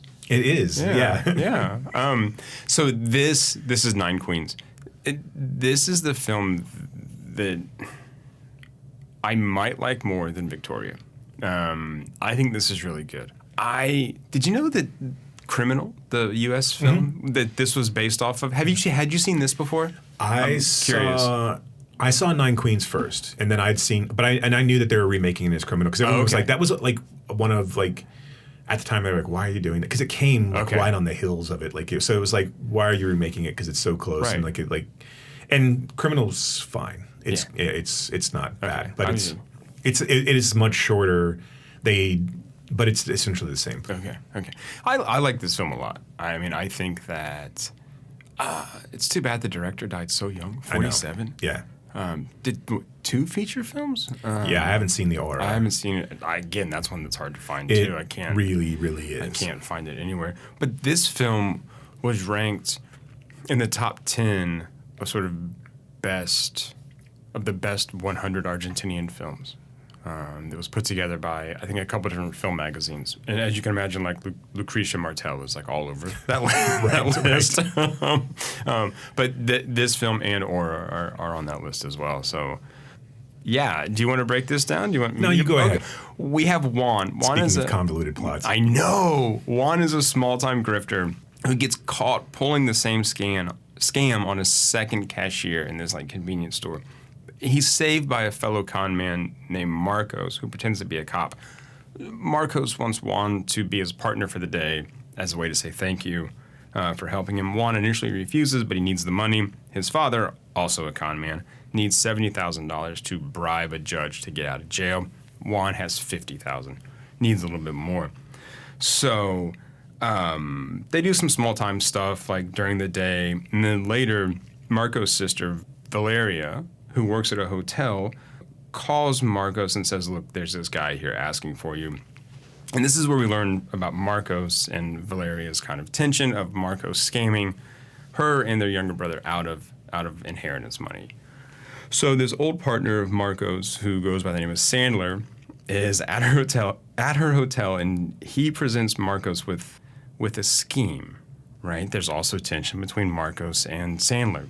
There's a kind of pattern developing here that's important throughout the film. So he wants help selling counterfeit stamps, the 9 Queens, these stamps from the Weimar Republic, selling them to a wealthy Spaniard named Vidal, who's being deported on corruption charges, like the next day. So this guy has a hobby. His hobbies are stamps, and they can con him because he's got such a short timeline. Right. He won't be able to do a full background check on the 9 Queens. Right. He'll be an easy mark, these counterfeit stamps, right? He doesn't have time to really verify these in the way that they need to. And by the time he does, he'll be in a different country and can't come back anyway. Marcos and Juan meet with Vidal, and after an expert verifies the stamps, they agree on a price of $450,000. Outside the hotel, the expert stops these two guys. It's like, look, I know these are fake, and I want in. I want a cut. They eventually, agree, right, to this guy's demands. But as they're walking away, as they're walking down the street, motorcycle thieves steal their briefcase that have the stamps in it. And when they open the briefcase and they're like, oh, stamps, they throw them into the river. So Juan and Marcos are screwed. But Sandler's sister has the original stamps. They were her husband's, who's dead. She doesn't want to sell, but she'll sell for the right price, and she decides that right price is $250,000. This is where Marcos has $200,000, right, from the scam, right, from scamming his sister, right, out of their inheritance, and Juan has $50,000 that he's set aside for his dad. Marcos is like, go get your money, let's do this, and Juan is like, I don't think I can, right? Also, you're gonna screw me out of this money, I know you are. Eventually, Juan acquiesces, brings his share, and then they go buy the stamp. So they have the stamps. They go back to the hotel to do the exchange. When Vidal's like, hey, I want to throw something else in here, and that thing I want to throw in is your sister. So Marcos is like, if I can convince her, sure. Right? This guy's terrible, right? He is terrible. And he just gets like worse and worse. So he approaches his sister with this idea. And basically she's like, yeah, you know what? If you tell our younger brother what you did, then I'll do it. If you tell him the truth. So he tells his younger brother the truth about how he scammed them out of their grandparents' money. Feedy kicks him in the balls. And then Valeria agrees to go sleep with this guy. So she walks in the hotel room with the stamps, and Juan and Marcos go sleep in the lobby. And in the morning, Vidal gets taken to the airport. Valeria comes down with a certified check, same as cash, as good as cash. Right? So you've seen Catch Me If You Can. It's the same thing. It's the same thing. So Marcos is like, fine, whatever. We got to wait for the bank to open. He makes some phone calls, which he does quite a bit in this film. Just sort of like ducks out, calls somebody, says some things, and then bad shit happens. So he's on the phone, and he and Juan are going to leave. Before they get too far, Juan turns around and plants a big kiss on Valeria. Now, they had been sort of like eyeing each other throughout the film, sort of, throwing glances back and forth, but nothing major. Right, you just think she's attractive, and he's... And young and and just kind of like, whatever. Thinks she's hot. So gives her a big kiss. They go to the bank. On the way to the bank, there's an attempted mugging by one of Marcos's acquaintances. And Juan figures this out, that this is a staged mugging so that Marcos can rip him off. And Juan calls him out on it. And he's like, fine, okay, whatever. So They go to the bank, and lo and behold, the bank has failed, and there's a run on the bank. There's no money in the bank. The board has taken all of the cash. When Marcos goes to talk to his connect in the bank, the guy laughs at him and is like, just throws the paper check back at him. It's no good. So Marcos is despondent. Juan is despondent. Juan walks away, right? And we follow Juan. It's kind of this like lonely walk through the city. He's on the subway. He looks forlorn, right? And then he walks into this warehouse, like kind of hangar, and we see the motorcycle thieves, and we see everyone else that's been in this film playing poker using chips from a cigar box that's labeled Nine Queens. And so then we understand it's all been this big scam, big elaborate plot to scam Marcos out of his money to get revenge for all the times he screwed everyone else over. And then, like, Juan goes and makes out with Valeria on the couch because they've been together the entire time. And she tries to cut him back in with, on the $200,000. He's like, no, it's your money. Yeah, it's right. Yeah. It's like, we're in love. It's fine. Yeah. Yeah. And he's gonna go pay his dad's bribe, right? I mean, we're never quite sure. Yeah, that never really comes back around, right? He goes to visit his dad before he finishes up the scam, but right. I don't necessarily know. That was the other thing that I didn't. We can get into. I don't want to get all the way to the end before we start talking about this. But obviously this is one of those movies where, obviously the player is getting played the entire time. Yeah.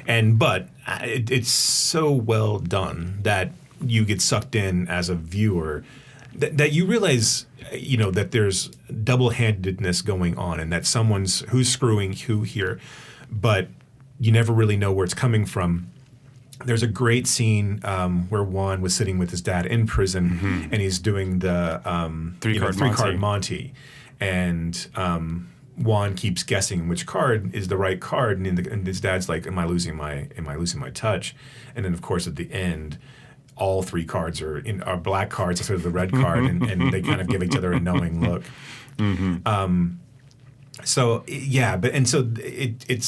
It's so intricately set up, and everything. What's great about it too is all of the pieces that had fallen into place have all been put there by Juan, and it's I don't know. It's just that kind of delicious comeuppance of when the con man who thinks he's conning everybody is the one actually getting conned himself.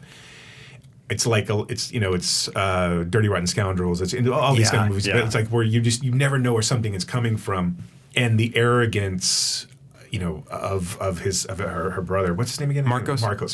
Yeah. So the arrogance of Marcos of taking this guy under his wing and pulling this what is a really ridiculously simple chain scam at a convenience store, and then seeing that the convenience store clerk switches out and he's going to do it again, and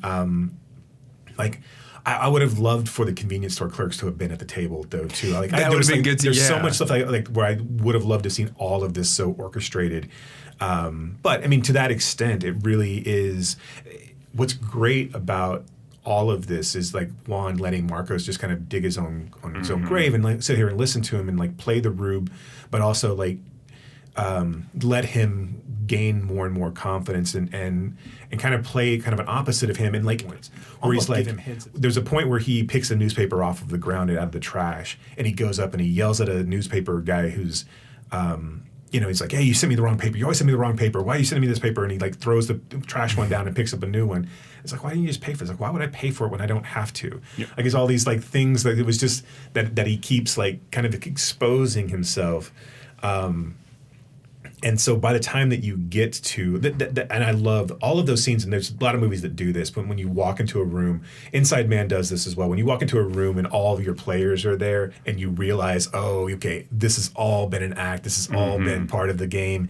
And what's so funny too is, you look at something like Spanish Prisoner, where it's also, so meticulously planned out.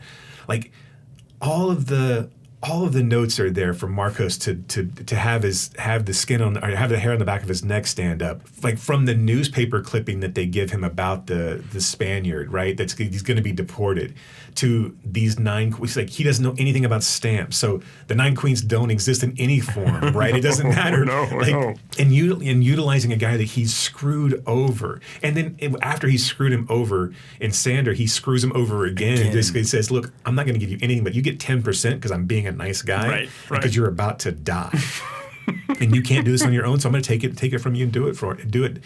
And so, like, all of that, they almost give him outs throughout the time, and you kept thinking, well, surely he's going to pick up on that he's being screwed, especially the second or third time you watch this through. Like, yeah, and he falls into it.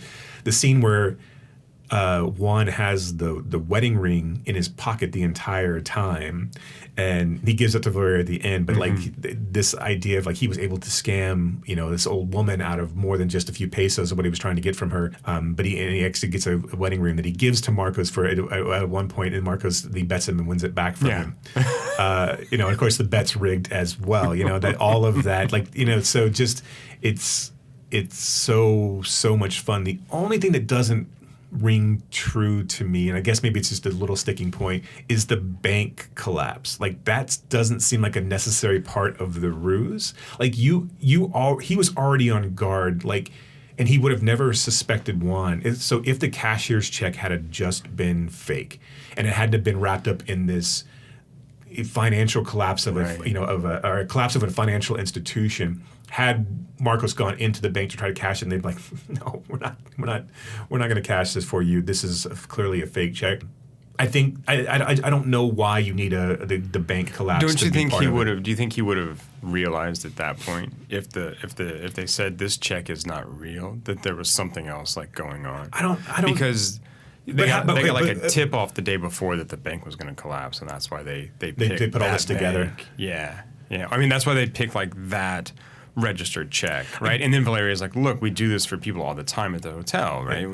It's a good point. I don't know, because because they can then explain that, and he's like, "Oh, this is like real, right? It's from this bank, but the bank fell apart." And it's like this crazy mayhem scene, and who could have predicted this? I don't know. But I mean, of course, it's fortuitous.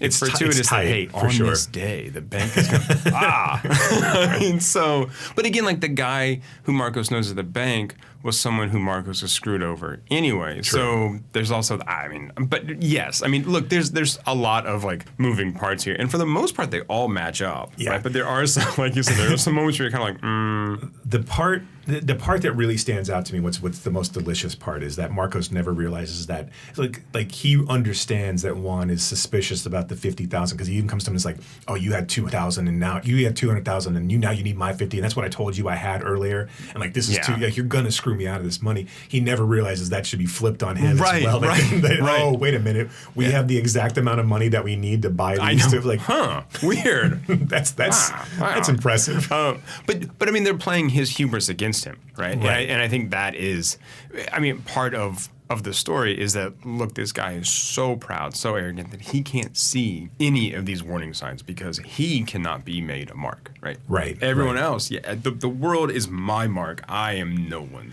There's all these scenes too where Juan is like, I don't do these types of scams because I don't want to be a spectacle. I don't want to make, I don't want to draw attention to myself, and so all of it is just basically laying Marcos bare and like exposing him for who he really is. Yeah, the whole time he's saying, "I don't want to be you."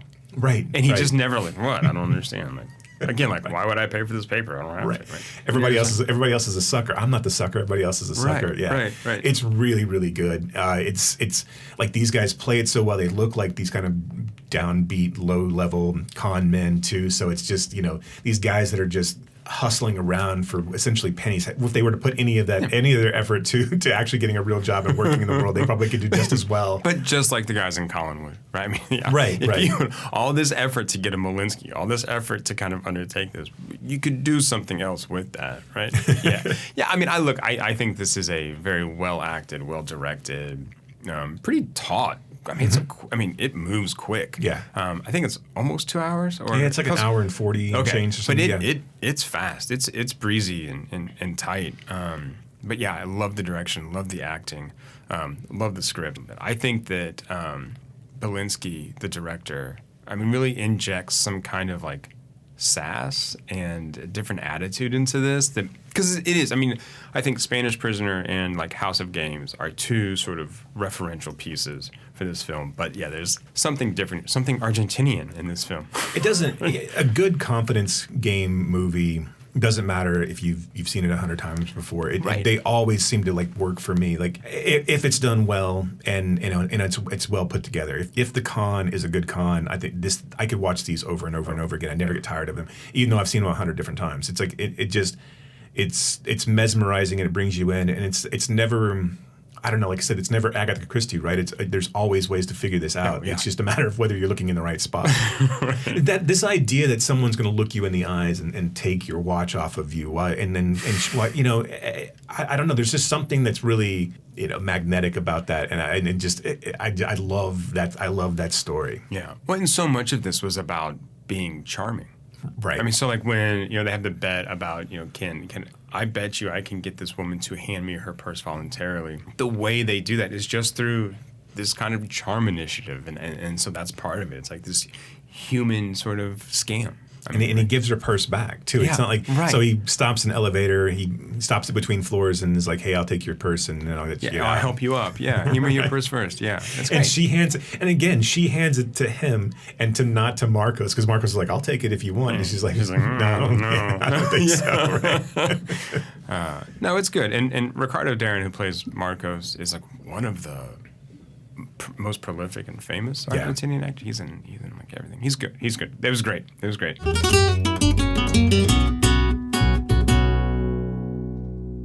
Drive us home with Fast Five. With F-Ast Ive.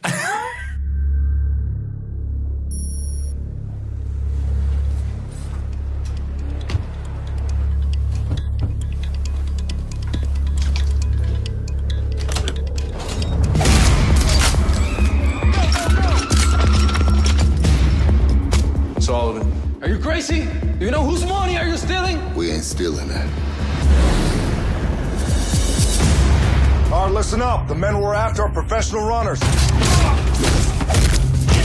We find them, we take them as a team, and we bring them back.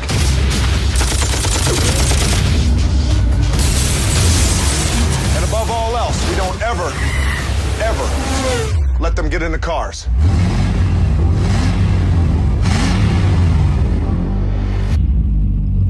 Home sweet home.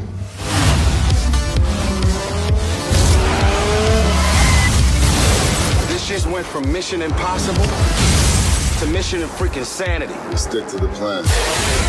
If you're gonna survive, stop thinking like a cop. You're in my world now.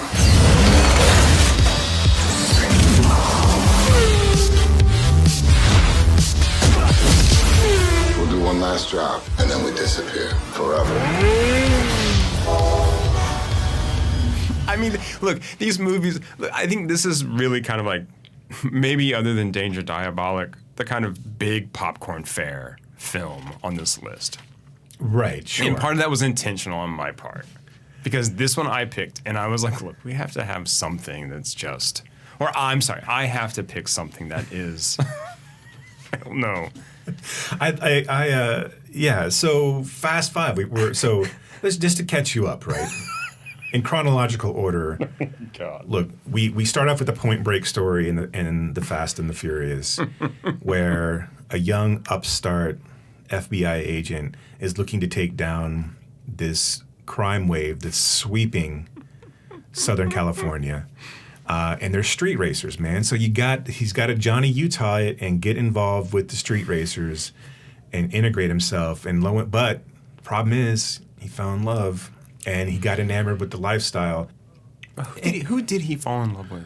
It's a good question. If it was Dom or his sister, I don't really know. It's look, and by the time and that's a really good question, and really could have been like look, he does the obvious thing because it's Jordana Brewster, right? So she's cute, but Dom is a force of nature in that first movie, and of course people like Jordana Brewster says, people are drawn to him, and so. So he lets him go at the end. He can't go back to Lompoc. He's not going to do any more time, man. I've got to, like, his good friend Jesse's died. He's gotten shot down. And that one character just never came back. Right, that other guy. I forget his name. Yeah, I don't know. But he just like disappeared from all the movies. He wasn't part of the family. He was just gone. Right. He was like a bastard stepson or something. Just disappeared. So in part 2, Dom is gone. He's gone down to South America because he's escaped. He did what he said he was going to do. He escaped and he's gone down to South America. And so in part 2, Brian goes to the other coast and is living a street. He's fallen in love with. He's street racing. He's surfing, right? I mean, he's living that lifestyle, hanging out with Ludacris, right? Hanging out with Luda and a bevy of scantily dressed women who also drive cars, and then so he has to come in, and the FBI needs him again. They need a racer, so he gets himself and his childhood friend Tyrese to go in and infiltrate Cole Hauser's drug running ring. I was going to say yes. Yeah, they catch Cole Hauser. And Cole Hauser, woefully underused in these types of roles. I think this should be the only type of role that he plays. I know he's in Yellowstone, I think, or some other one of those spinoffs or what have you, but like he's always the guy from Dazed and Confused and Good Will Hunting to me, and this Too Fast, Too Furious. Now this movie, really, Eva Longoria is the pseudo love interest, but I'm pretty sure that Brian and Tyrese, Paul Walker and Tyrese, are in love with one another. Oh yeah. And that is like the most. Of all of the Fast and the Furious movies, this is probably the most homoerotic Fast and the Furious film. This is also a John Singleton film, Yeah. which I always forget until I watch it. And then I'm like, Right. oh, this is a John Singleton film. Yeah. Still good. Here's No, right, I like right. all of these movies. I can't deny. I mean, like, it's just. I will watch all of these movies. Look, here's the thing. Also, I will watch them when they are on. They are infinitely rewatchable. Whether it's just me laughing at them or not. I don't know what you use for like cable anymore because I don't use terrestrial cable, right? I mean, does anybody? But like, on YouTube TV, one thing I love about it is the DVR cloud system. I mean, the cloud DVR where I can just like record things and they just stay in the cloud like forever. And I have like all of these recorded in the cloud, except I never watch them on the DVR because they're on all the time and I'll just sit there and watch them when they show up on like TNT or TBS or whatever. So yes, I will watch all of them. I don't know how much I like all of them sometimes, but I like to sit there and just talk shit to the TV screen. So let's put a pin in Tokyo Drift because chronologically speaking, Tokyo Drift doesn't happen for a while. What the fuck, right? And so, look, Justin Lin knew what the fuck he was doing. All right. So we get to part 4. 4D chess. And, right, yeah, no, man, we're all back here playing checkers. This guy.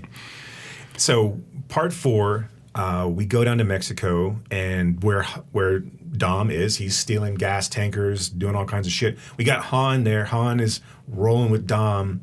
Eating chips. We got our destruction crew, our destruction twins down there, and they are wreaking havoc in South America and Mexico. Brian's down there. Now he's fully entrenched back into the FBI, and he's going to take down Brava, a drug smuggler, and he has to get back in, realizes Dom is there, blah, blah, blah, blah, blah. Anyway, and at the end of the day, he and Dom come to an understanding, and they take down the bad guy. Him and Jordana Brewster get back together, and unfortunately, Dom gets captured. He's tired of running. He can't. At the end of the 4, he's like, "Look, I've been running this my entire life. I'm not going to run anymore." Letty has also been killed. Letty's been killed by Brava, by these guys. Well, quote unquote killed. Well, don't give anything away just yet. We're not there yet. Okay, I'm sorry. But yes, Letty's died. So Dom's love life, Dom's the love of Dom's life is gone. So he decides, I'm not going to run anymore. Brian tries to get a lenient sentence, but they're like, look, man, you've been doing this shit for too long. 25 years to life in Lompoc. For, whatever, okay, cool.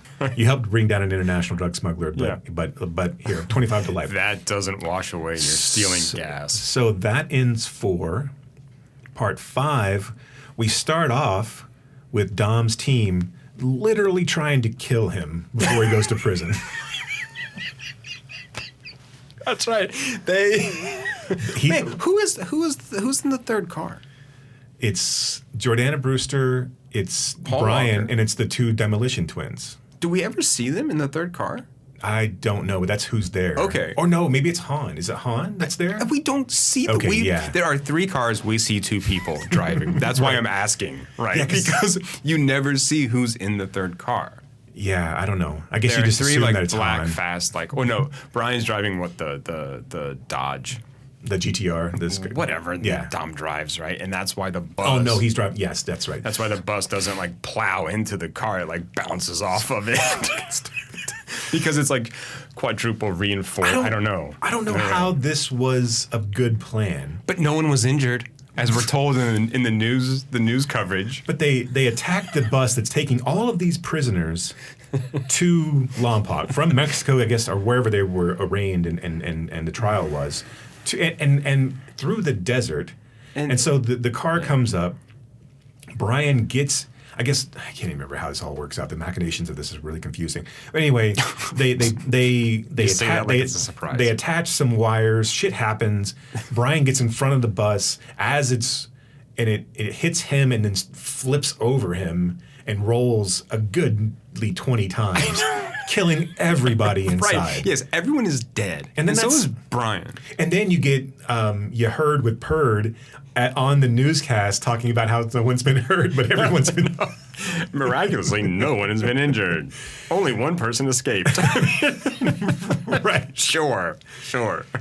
Okay, so now we're all now everybody's wanted. Everybody is wanted by the cops, and so we're all going down to Rio de Janeiro because there's no extradition there, and now we're living our best life. We meet back up with Vince from part 1. He is there with his wife and son, who's also named Dom. And Vince is like a heavy in the favelas. Right. I mean, he is apparently respected. And so, enough where they are using him to steal cars while he's down there. So the local drug heavy, played by Portuguese Phil Hartman, Joaquim de Alameda, who I fucking love, but he is the Portuguese Phil Hartman. That's so yeah, I will never.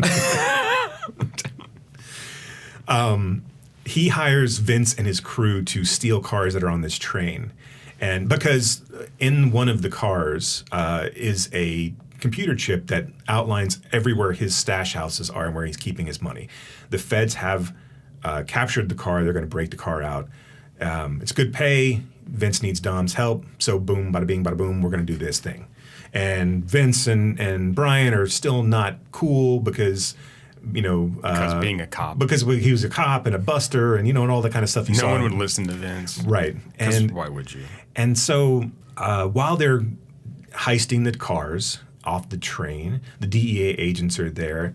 Reyes's people kill the DEA agents, and they're going to kill Vince and Dom as well, but they're able to get the car off, and they're able to do this ridiculous escape from the train itself. They're trying to get all these cars off of the train. Mia takes the car and drives the car that has the chip in it, drives off, and Brian gets stuck, and Dom has to come and Brian's on the train as the train's going towards a bridge. Dom's in a Corvette trying to get to Brian. And has to catch Brian with the Corvette. Right. So before the train goes off, Brian jumps onto the Corvette, and the train and whatever car he's in that gets stuck gets blown away, gets behind like the there. big tractor trailer thing that they're Right, yeah. That's that weird government thing or whatever it was. And then, but the Dom can't stop the car in time, so they go off the cliff. They jump on. Brian jumps up. They're on the car. And here's the thing, like if you jump off it just before you hit the ground, gravity works in a way. What I fucking love about it's so serious too. Yes, they knew this shit was gonna happen from Jump Street. When they got in the car, they knew, oh yeah, we're gonna have to fly this thing into the river, and we're gonna. So you remember how to stand up in a car that's going down? You know how physics work, right? Right, where you just jump up like you're on a surfboard, like a sky surfboard, and then you just jump away from, like you just push away from the car. Because that's what happens when like elevators like collapse, right? And everyone's just like, oh, here, just jump up before it hits the ground. And they go right into the water, and they're fine. Now, they get captured by Reyes' people. They get tortured. They're able to escape, of course, because they're superheroes. But now we've got a problem. Mm-hmm. Enter the motherfucking Rock. Who's Wait, now... can I just say something, though? So, like, when Jordana Brewster gets in the car that the bad guys want, I mean, she gets in the car because Dom's like, oh, something's fishy here. You take the car. Right. This is a female car. You go drive that one over. Right. It fits her better. I know. It's like, okay. She's got tiny hands. Let her steal the car. But what I love about movies like this and situations like this is Dom just says, wait for my call. And she, like, knows where to go. Like, they just got... to these, I love that these people know people everywhere, and they apparently know all the different languages too. But it's like he's just like, go wait for my call, like you know where to go. And she's like, yeah, and I'm like, you just fucking got that. Like, where do you know how to? There's nowhere to go. And they're also like, they also have ridiculously weird tech, like where they like they're on the train, they need tickets, but they're able to like take that guy's thing with their and they have a phone that like I have no idea what the hell was going on. They basically right like copied a key card, right as they were like walking a security up. badge. Yeah, and like that's all it takes to encode. But also they're broke. Right. So like where do they get all this stuff? Because they're broke. It's like, oh, we needed this job because we're running on fumes. And it's like, but how did you afford all? In Brazil, or Rio. I mean, in this case, it's like, where did you get all of this? Just like that. Yeah, at the local Best Buy, I guess, is where you got it all. Right. At the local weird tech store that's like, instead of bodegas and favelas, you have like... So The Rock comes in because the DEA agents were killed, and now he knows, like, one thing we don't do is we don't let them get into cars. I know, he doesn't sound like that. I don't know, that's my really bad Rock like impression. Stallone or something. Right. Better have your funderwear on. I mean, like, every line that he reads off of this is like it's written by the WWE. He plays this like Vince McMahon wrote this movie for him. Mm-hmm. He decides that he needs the hottest Brazilian cop. It doesn't matter if she's new, but he needs the hottest Brazilian cop to be by his side to help capture Dom and his crew. Well, he needs a translator who can't be bought because her husband was killed and she is... But Dom, a righteous act. But Dom does not. He has a bunch of nondescript guys with him on his team that carry machine guns, but he does not want any part of the local police force involved in, in this job to capture Dom and his team. Right. I mean, he's like Tommy Lee Jones in The Fugitive. But also, is this the only time we hear The Rock drop an F-bomb? Stay the fuck out of my way. I mean. Maybe recently, then, because I mean, I know he was doing it earlier in his career when he was doing Be Cool and The Rundown, and he's done some R-rated stuff. That's true. Yeah, okay. He's not quite like that type of. I mean, he does tend to play dark when he wants to. I don't think he'll do it anymore. I was going to say, but that was like back when he was kind of first, right? Like Doom, right? So they go back to the car. They get the chip out of the car, and they figure out, oh, this is where all the things are. So now let's bring in the family. We're gonna, so they do a very Welcome to Collinwood bullshit thing where they're standing on top of on a bridge, and they're like, all right. And then this is the stupidest fucking scene where Dom already has this entire plan mapped out in his head. We're gonna need a demolitions guy, and we're gonna need a tech expert. We're gonna need a guy who can talk his way out of anything, and we're gonna need to know someone who knows how to do guns, and we're gonna need to know 2 kick-ass drivers. And Brian's like, we got that. We got that. Like Paul Walker, and I don't begrudge. Obviously, he's dead, so that's terrible. But I don't begrudge him his stardom. But man, is that guy a Keanu Reeves? I mean, like of a genetic lottery, like a most beautiful person in the world type of thing, who cannot act his way out of a fucking paper. You don't think Keanu Reeves can act?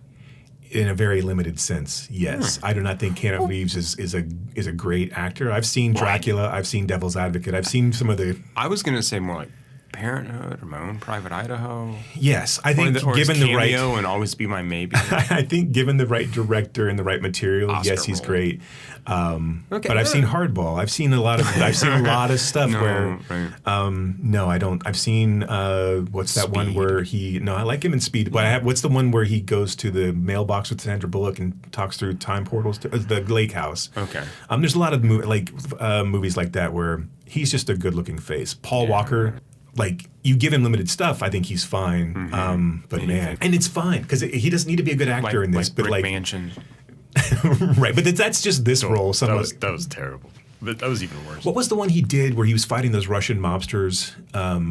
It wasn't Brick Mansions, but his kid ended up. He was like, I can't remember now. It had other people in it. Who's good content? Who's the chick from The Conjuring? Vera Farmiga. Yeah. So it was her. That played his love interest. Anyway, I cannot remember what it was. I don't know this one. He was pretty good in that. Okay. But he's so terrible in these movies. So terrible. It's like, awful. we got that, bro. I mean, just like fucking. Of course. All right. Whatever. Sure. And so they call everybody in. And this is the brilliance of Fast Five, because Fast Five takes us from the car culture. And these car culture meets Point Break, basically. Meets cops, meets robbers, and we're enamored with the lifestyle, and takes this from an Avengers type movie and a heist movie. These guys are now superheroes. They can do anything. They don't need to have logic around it. They snap their fingers and the shit that they want works. And then this is also the first movie that brings in a recognizable bad guy, quote unquote bad guy, because Rock's not really a bad guy, but he's an opponent. And then from everyone on out from this, they do the exact same thing. And they always kind of get integrated in some sort of way in the next film. And that's the brilliance of what Justin Lin did, is he reinvigorated the series with 4 by bringing Brian and Dom back. And there's a singular bad guy in that too, right? But it's just not. It's just not quite as memorable as like The Rock in this case. But yes, there is a singular bad guy that they're fighting. They're common fighting against. And then he starts to bring back all of the Shea pieces. Wiggins is who I'm talking about. Yes. They start bringing back all the pieces of the other films that you loved. You've got Giselle, you've got Han, you've got Tej, you've got Roman, you've got the guys you don't really know about, but they're the fun comic relief guys that are fine. And then this movie just becomes. It's the moment that Tyrese walks in. This movie takes it. When Tyrese and Luda meet, and they're like giving each other shit. It just takes it to the next fucking level. It's like, a lot of fun. It's just the fact that they never gave those two guys their own spin-off movie really like surprises me. But here's the thing, because this is Ludacris, and look, what is Ludacris really best known for in his hip hop career? Cameos. Yeah. I mean, True. He comes in, he drops like a couple lines in a song, and you're like, fuck, that was amazing.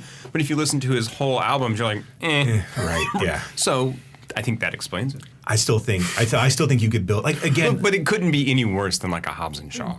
Right, and that's you took the two worst characters, right? You took the two, I mean, like a Han and Giselle movie would have fucking killed. That would have been like awesome. A Bonnie and Clyde kind of thing? Yeah. Especially after this movie, when you had a little bit of cachet, and this makes so much money, you could have diverted off and then come back into 6 and 7, and just kept coming back in, but like, and kind of doing a reverse Avengers type thing where you start doing one-off films, but then coming back into the big Fast and the Furious family movies, but you still get a little bit of more flavor of Giselle and Han and Todd and Tej and Roman, and then let Dom and Brian go off and do, like, let them pop in occasionally, like you did with all the other superhero movies, Let them have their honeymoon. Right. Give them some time. Man, God, I would love to see in an alternate universe where Dom and Brian are in love. And that would be so awesome. It really, really would. That would be so good. I'm not even kidding. So look, why aren't there more sort of like queer movies like this? Like I think actual, the money's like, too the money's movies. too much. The money's too much. You know what I mean? Like, right. That would be. Why not? Anyway, maybe we'll get there. I mean, you saw some of that in the old guard, and like there's a couple. Like, yeah, that's true. I mean, but to make them the main focus, and you wouldn't have to have them, in lip locked. I mean, like, it's not like him and Jordana Brewster. There's a lot of sex scenes in between them. No, it's these are pretty chaste films. I mean, there's a lot of like ass shaking. Right. And like oiled up boobs, but there's no. Right. So what? No, you're right. I'm just thinking about them in my head. You're like an 11-year-old. Man. I say boobs, and you're like, oh my god, Rock just said boobs. Especially in part 3. All right. So now we've got the team together. Now we've got to figure out. Okay, we know where all of Reyes's stash houses are. But they're like, look, we rob one, he's going to consolidate, and it's like, that's exactly what we want, man. The entire time, that's what we wanted. But so as we hit the first one and we steal some drugs and we burn those drugs because we don't even give a shit, and then he moved all of his money into the National Bank or whatever. It's run by so he's got all the police underneath his thumb. Mm-hmm. So now we've got to switch up. All the while, Rock is still hunting our heroes down. In fact, most of the point where they find him in the favelas, and Rock chases, and so there's a big like triumvirate mix-up or meet-up there where Reyes's team and Rock's team and our heroes are all there, and they're all running through the favelas to like escape and try to live another day essentially. And the Rock's team takes out the Reyes's team and tells Dom, basically kind of shows their hand to Dom saying this is who we are and we're coming after you. All the while we find out that Jordana Brewster is pregnant and clearly wants to create some sort of miscarriage scenario for herself as she's running across. Jumping off buildings and crashing through other buildings. What I love about the scene where she tells Brian and Dom that she's pregnant, there's a moment in the glint of Dom's eyes where he's almost sad. It looks like he's a little disappointed that Brian and Mia are actually having sex. Like it's okay if they're dating, but the fact that they've they're not even married. They're not married yet, and he's all about family. And then he comes around fast. But there's a moment, just a pause. It's subtle, but it's there. He's like, oh, he's Catholic. Right? I mean, they are Catholic, right? So through a confluence of events, basically, The Rock has some of his agents killed. It's like, so they end up going to find Dom and Brian out on the streets, and they're like, you're under arrest, and they're like, no, we're not. Like, this is Brazil, and he holds his arms out and shows us this. Everybody's got guns, right? And so, and The Rock's team goes, hey man, maybe another time. So, part of the time, after a while, Reyes is killed as part of The Rock's team. So The Rock's like, you know what, fuck it. Just for a little bit, I'm not going to take you guys in, and we're going to take Reyes down first, and I'm in on whatever you guys are doing. So the team decides to steal the safe, a 10-ton safe with 5 tons worth of cash inside of it, $100 million. They're all going to walk away with $11 million if it all goes off well. They take 2 cars and they attach themselves to the safe. They pull it out of the bank. All the while, The Rock is kind of running interference with Reyes' team and helping them get through the city of Rio while they carry this tank and literally kill thousands of people. Thousands of civilians. Like, there's no doubt about it. They just died. This gigantic 10-ton brick is swinging across. Even if they didn't kill people, they caused hundreds of millions of dollars worth of damage to Rio. Like, this city is not going to recover from this for years. This is like a natural disaster. They come through and they swing it around. They're able to swing it around and hit all these cop cars. They end up wrecking Reyes' car out on the bridge. Dom is apparently knocking Jason Momoa into the river. Right, I guess so. We'll find out. We'll find out soon later this year in Fast X. Is that in like the Pearl universe? Yes, it's the Mia Goth. It's the Mia Goth crossover. All right. So Reyes is the version. It's the movie that Maxine is actually in. Yeah. Right? So Reyes crawls out of his car. Rock walks up and puts 2 in his head because he killed his. So The Rock immediately doesn't give a shit anymore. He just straight up murders a guy. No one cares though. But no one cares, and The Rock's like, there's no double standard here. So I guess making good with me earns you about 24 hours, pal. But the money's got to stay here. So Brian and Dom drive off. In the sunset, into the sunset, holding hands through their car windows. And The Rock, The Rock smells what's cooking. Sorry. Go on, jabroni. And he opens the safe. Somehow he opens the safe. I don't know how I got it open. And he looks inside, and the safe is completely empty. It's the practice safe that they needed to use to open it. And so none of the destruction or mayhem was actually required. Like maybe they're pulling it out of the bank, a national bank, and pulling it down the street, but they end up switching it out and they put the actual safe into the back of a garbage truck, and then they get strapped on with a fake safe, and then proceed to drive through the city. And our heroes get off scot-free. We meet up with the demolition crew, and they're gambling away their winnings at a foreign casino. Tej and Roman are buying young women and matching cars that buying young women. And then they dump off a bunch of money to Vince's kid and his wife, and then luckily Dom finds love with the Brazilian police girl, and so he's gotten over Letty, and that's fine.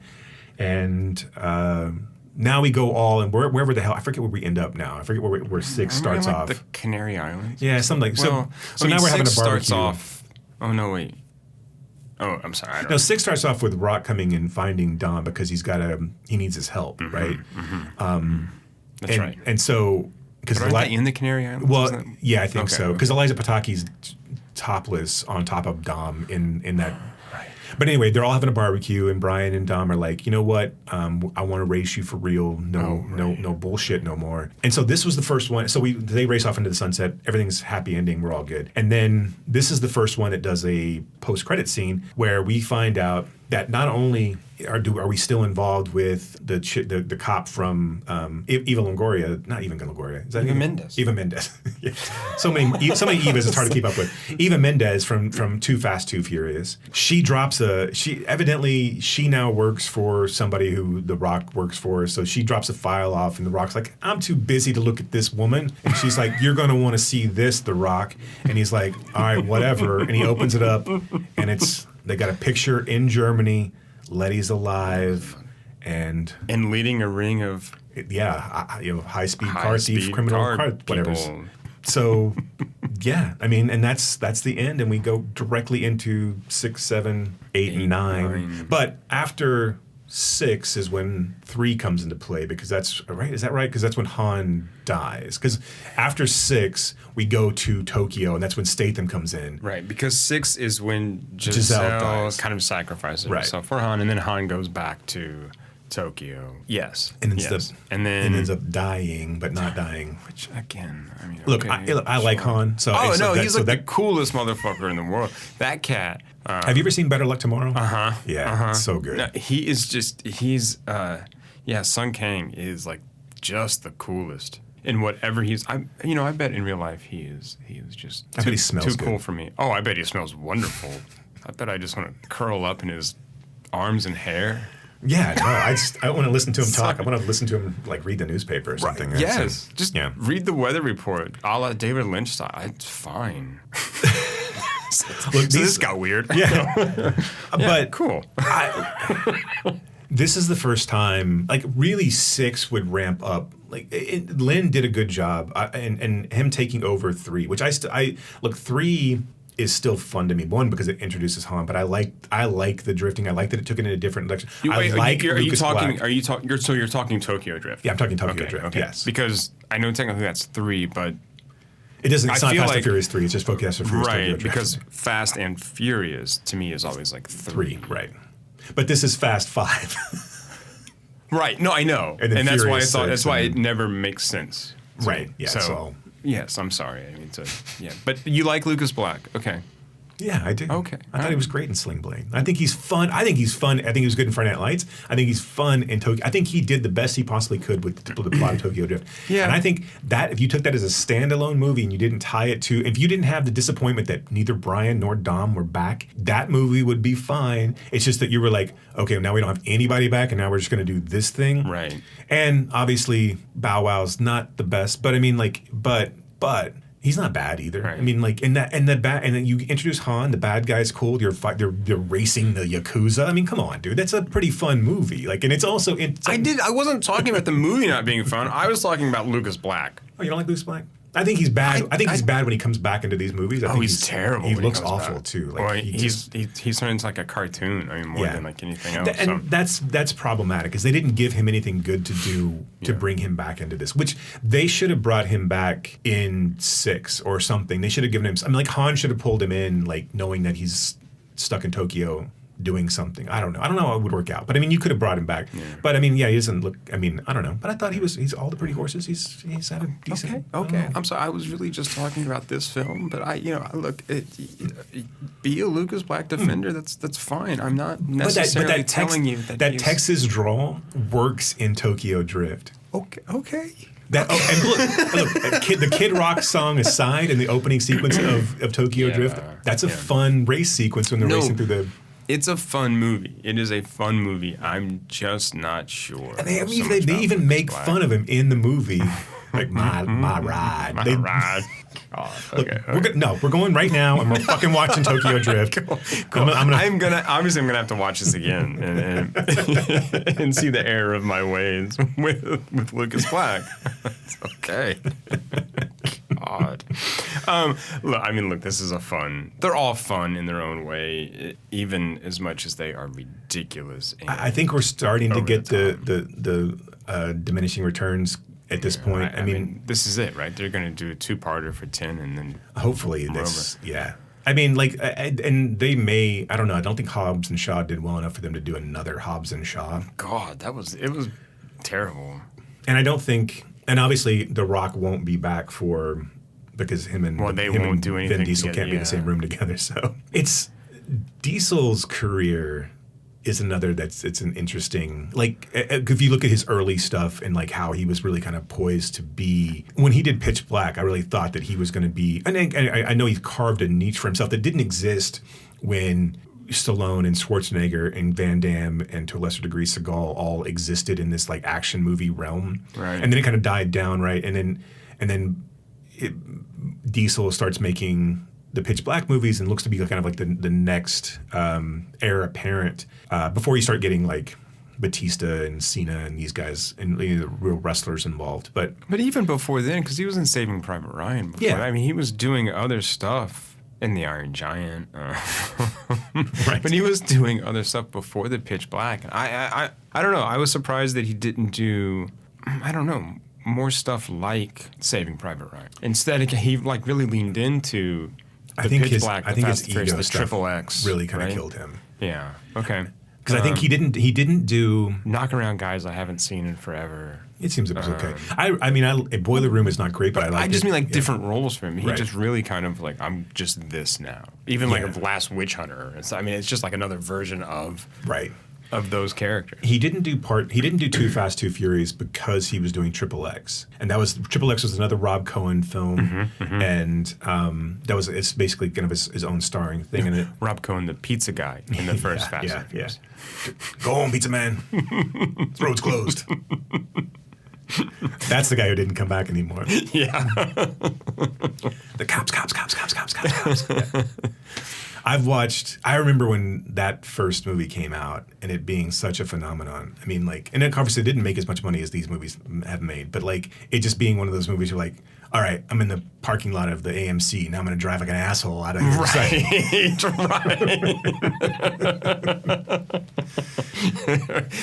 And you hear that stereo? It's factory. It's bizarre, and it's really a testament to these movies that they've maintained quality pretty consistently across the entire 9-film franchise, and I guess 10 if you consider Hobbs and Shaw. But if you just take the main storyline, it's crazy that one, they started making more money at 5, 6, and 7, and then still like were able to maintain that quality, because that's really just ridiculously unheard of. Right, but also I think 5, 6, 7, and as we've gone on, we've entered into this realm of the only thing that makes money are franchises. True. I mean, like, bigger original films aren't making money. So I think the quality has to be there because they're like, this is the only thing that's going to make right money. The 1.5 billion worldwide. I mean, it's or like whatever. it's weird because it's like this, Star Wars, Marvel. Those are the things that are bringing in and then getting budgetary. And weirdly, Avatar for some reason. Yeah.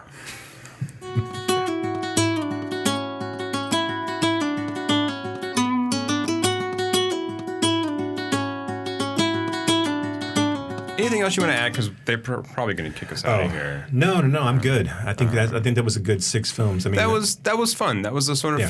fun travel down the rabbit hole of heist films and crime films. So next time we're going to jump into David Gordon Green.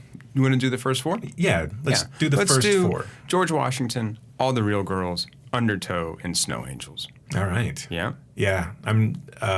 What was your so out of those 4, which one are you? I mean, like, have you seen all of them? I haven't seen all of those. I haven't seen Snow Angels for sure. I haven't seen Snow Angels. Undertow has Dermot Mulroney, or is it Dylan McDermott? And Josh Lucas, if I remember right. Yeah. Those I haven't seen. Look, I haven't seen those first 3 in a long time. So I hated George Washington the first time I saw it. I saw it at the Angelica, and I was like, what is this bullshit? I'm interested to go back and revisit it. I think I actually may even own it on Criterion. I had to go back and look. He hated it so much. Well, he bought it. I just buy shit on Criterion sometimes. So hey, this looks cool.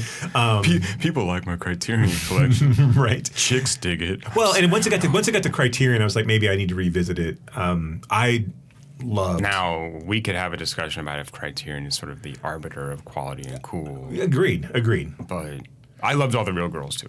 That's what you were going to say. So it was. All the Real Girls really truly blew me away. So I'm anxious about watching that one again because I'm a little afraid that it's not going to hold up. But I'm interested to see if I was missing something on George Washington that I just didn't catch in the first time. Because I remember watching it, I gave that one an F. Like I really, really, really hated it when it first came out. Wow. And so we'll see if time tells differently. I know Undertow and Snow Angels are a little bit more pedestrian. They're not quite as art house. I mean, they are, but they're not. It's still him kind of bouncing up. Then when we get to the sitter, that'll be a real interesting. We're going to get to a real middle section here. That's going to be hard for us. I know. I'm so. But I think these first 4 will give us a nice kind of platform and groundwork to then build off of. And I'm really kind of interested and excited to kind of dig back into his catalog and to see how we got to Halloween Ends to make these connections, because that's what we do here. That's what we do. We're just bringing it all back together. You can't see it, but on the wall we have like these like red string tied across everything, making connections to David Gordon Green to Michelle Piccoli. And it's right. Nine Queens has motorcycle thieves, as does Grand Slam. It's Grand Slam ties back in Danger Diabolik. It's all connected, Screamers. It's all connected. So if you want to watch those, Undertow, Snow Angels, All the Real Girls, and George Washington, the first 4 films of David Gordon Green, not in that order that I just gave you to them. Actually, reverse order, I think. Maybe no, it's all messed up. Yeah. Pretty close. Quit while you're ahead, Wiseman. Okay. As always, thank you for listening. And keep screaming. You have been listening to Why Does the Wilhelm Scream with your hosts, Brock and Jason. If you liked today's episode, do us a favor and rate, review, and subscribe in whatever application you use to consume podcasts these days. You can reach us by visiting whydoesthewilhelmscream.com. If you are in the DFW area, we would love to see you at a Fort Worth Film Club event. You can learn more about those and find a full schedule at fortworthfilmclub.com. And you can learn about my foundation and how we are trying to foster the next generation of film lovers at realhousefoundation.org. That's REEL housefoundation.org. Till next time.